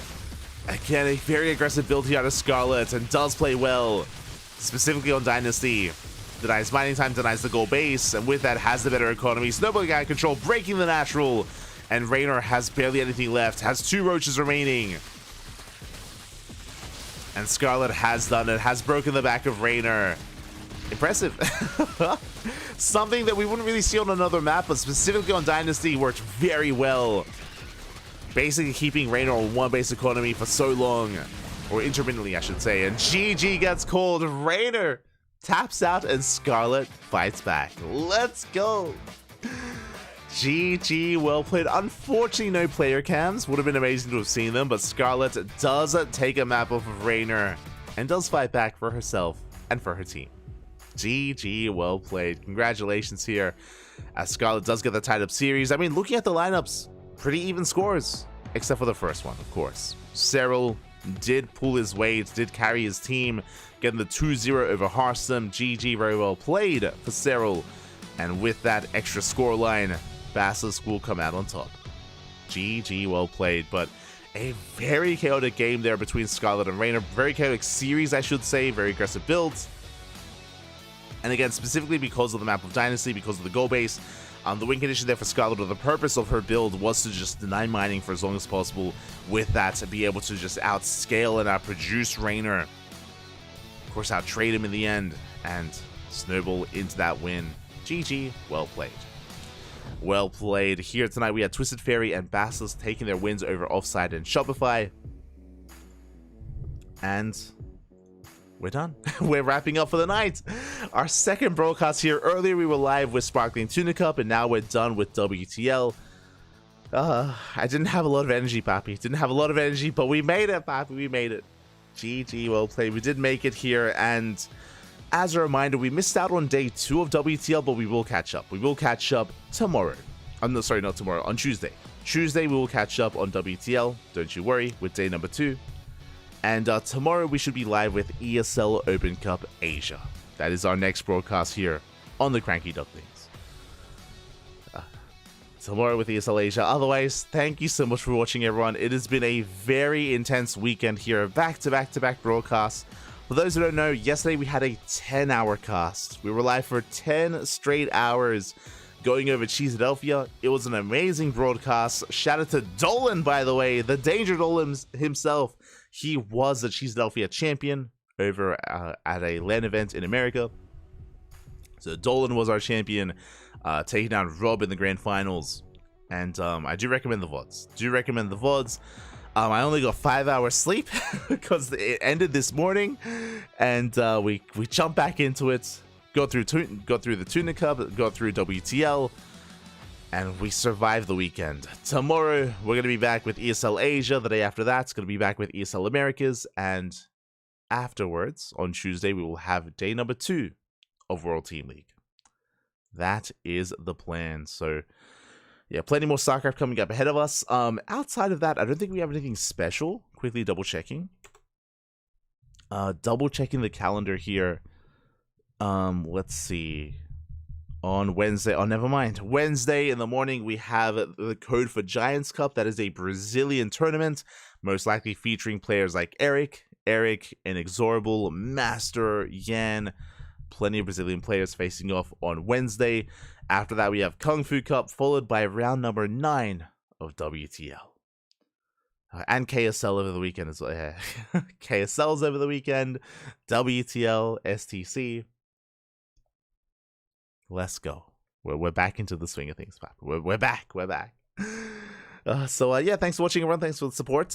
We do appreciate it. We're going to be back tomorrow, of course, and otherwise, you can check us out on all the social medias, !socials in the chat. You'll get a link to our Twitter, Facebook, Instagram, YouTube, and Discord. All things CranKy Ducklings. All things StarCraft. If you do want to support us, you can follow us. Otherwise, you can check us out on Patreon. Otherwise, we'll see us tomorrow. You'll see us tomorrow in the evening, in less than 24 hours. Otherwise, thank you so much. I see Dolan in the chat. Oh my god, Papi. GG, Papi. GG, best player in all of America. Papi. Oh my god. Dolan, calm down. Our most recent Cheeseadelphia champion. Get that, Papi, get that. Make a post. Chengdu has made her double spicy. Very aggressive builds. And I mean, I really did appreciate both games. I mean, Dynasty was very, very special, though. It was a very specialized build and inspiring as well. Was inspiring. Regardless, GG, well played. With that, we are going to be wrapping up here. And yeah, we'll look forward to some more StarCraft tomorrow. Until then, thanks so much for watching. Hasta luego. Hasta luego, papi. Hasta luego.